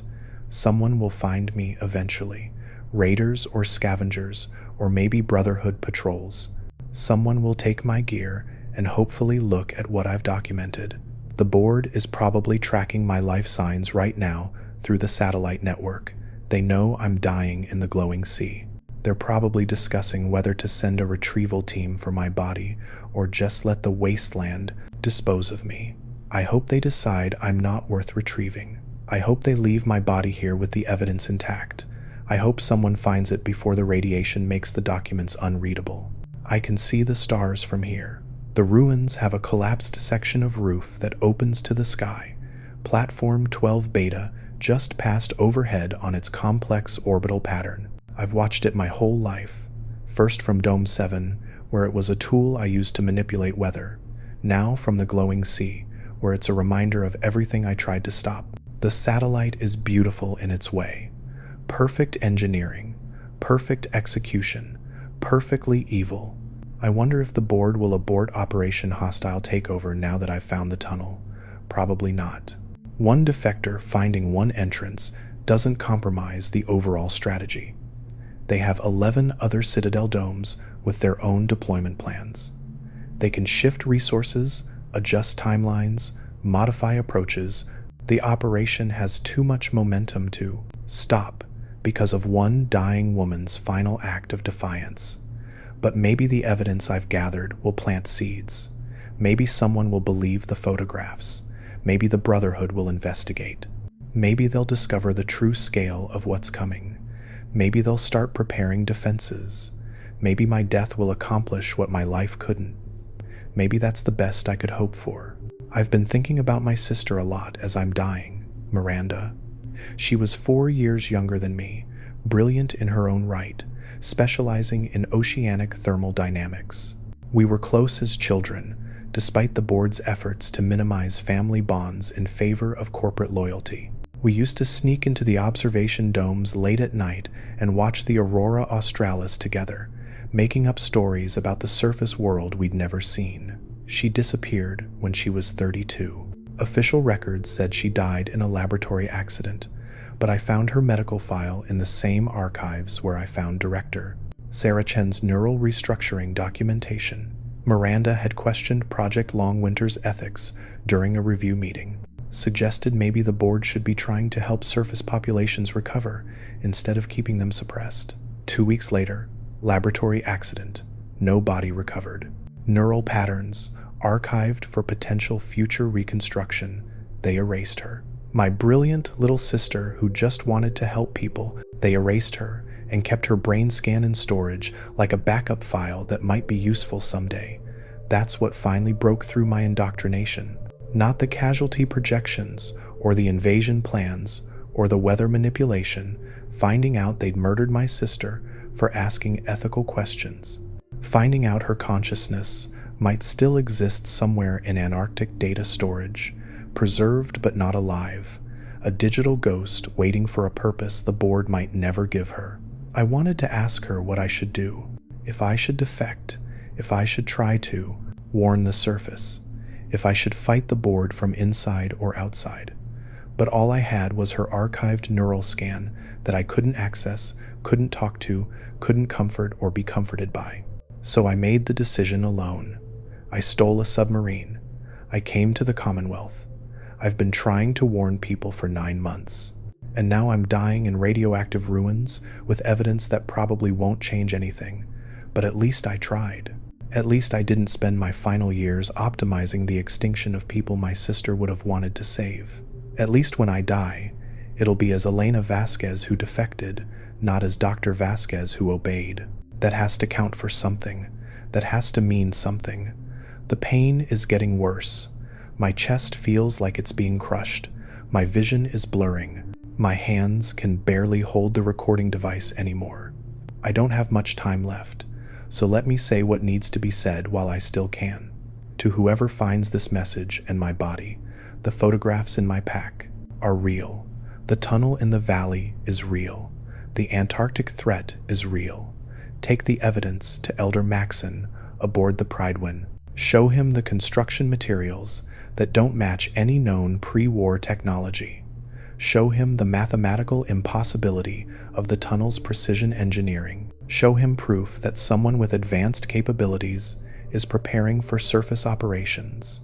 Make him listen, make him believe, make him prepare. To Preston Garvey and the Minutemen, you're the Commonwealth's best hope for coordinated defense. Start building those underground shelters now. Start forming broader alliances now. Start preparing for weather warfare now. You have maybe 8 years, maybe less. Use them wisely. Don't wait for proof. By the time proof is undeniable, it'll be too late. To Desdemona and the Railroad, your infiltrator identification techniques can be adapted to find Antarctic scouts. They're better trained than Institute synths, but they have tells. Medical knowledge too, advanced. Navigation too precise. Emotional responses too controlled. Start sweeping the Commonwealth now. Find them before Operation Hostile Takeover begins. They're reporting your every move back to the board. To the Institute, I know you're not popular with other factions. I know you have your own agenda. But the Antarctic threat affects you too. The board knows you exist. They have files on your capabilities. They've decided you're either potential partners or obstacles to be eliminated. Either way, you need to prepare. Your underground facilities might protect you from initial weather assault, but Antarctic forces will come for the Institute eventually. You have technology that could make a difference. Use it to help the Commonwealth defend itself. Please. To the ordinary people of Diamond City and Goodneighbor and every settlement across the Commonwealth, when the storms come, when the temperature drops impossibly fast, when soldiers in strange armor emerge from the glowing sea, remember that someone tried to warn you. Remember that the apocalypse isn't over. Remember that you survived 2 centuries of nuclear winter, and you can survive this too. Work together. Help each other. Don't let the board break your will to resist. You're stronger than they think you are. You're stronger than I thought you were when I was helping plan your extinction. If this confession meant something to you, leave a like. It's the only way I know you liked the video. I can hear something in the distance. Engines maybe. Aircraft. Could be Brotherhood vertibird. Could be scavengers with working vehicles. Could be Antarctic retrieval team coming for my body. I hope it's not the board.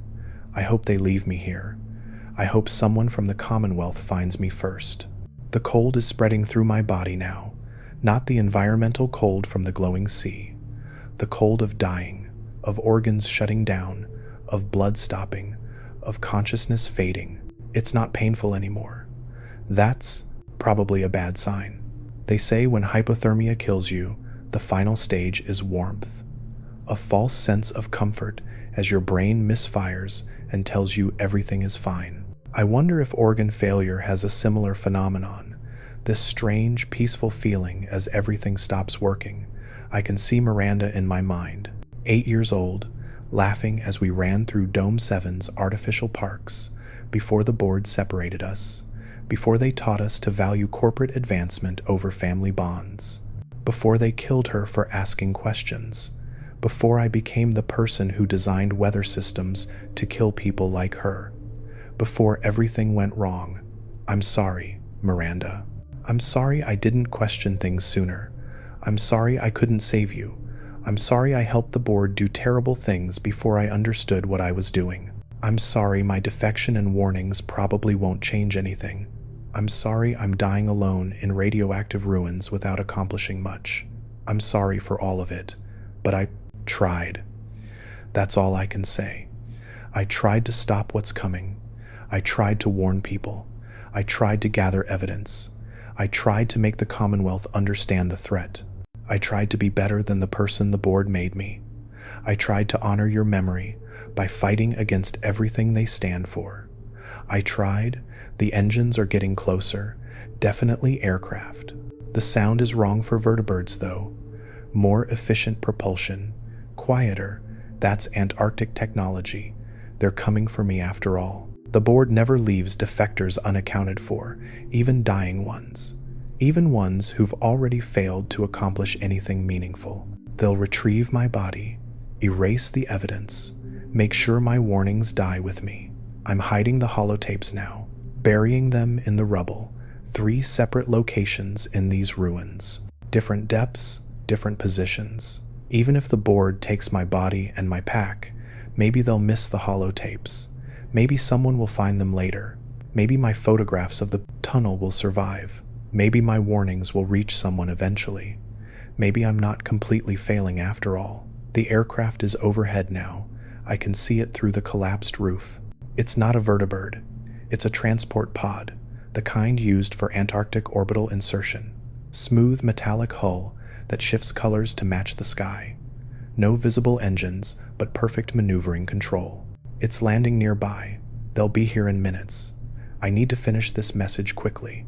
Need to record the most important thing before they take me. The thing I should have said from the beginning but was afraid to reveal because it made me too vulnerable. My name is Dr. Elena Vasquez. I was senior climatologist for Project Long Winter, board level 7 clearance, Antarctic Free State Dome 7. I designed the weather systems that have been killing you for decades. I helped plan the invasion that's coming in 8 years or less. I spent 41 years being a monster before I understood what I was doing. And I've spent 9 months trying to atone by warning you about what's coming. But here's what really matters. Here's what I need you to understand. The board thinks they've won already.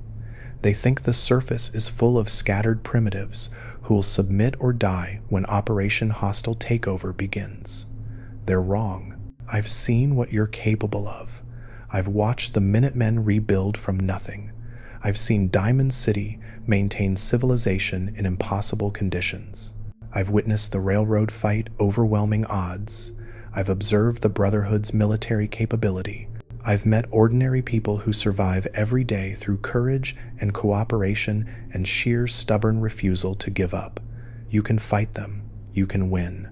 Not easily. Not without terrible losses.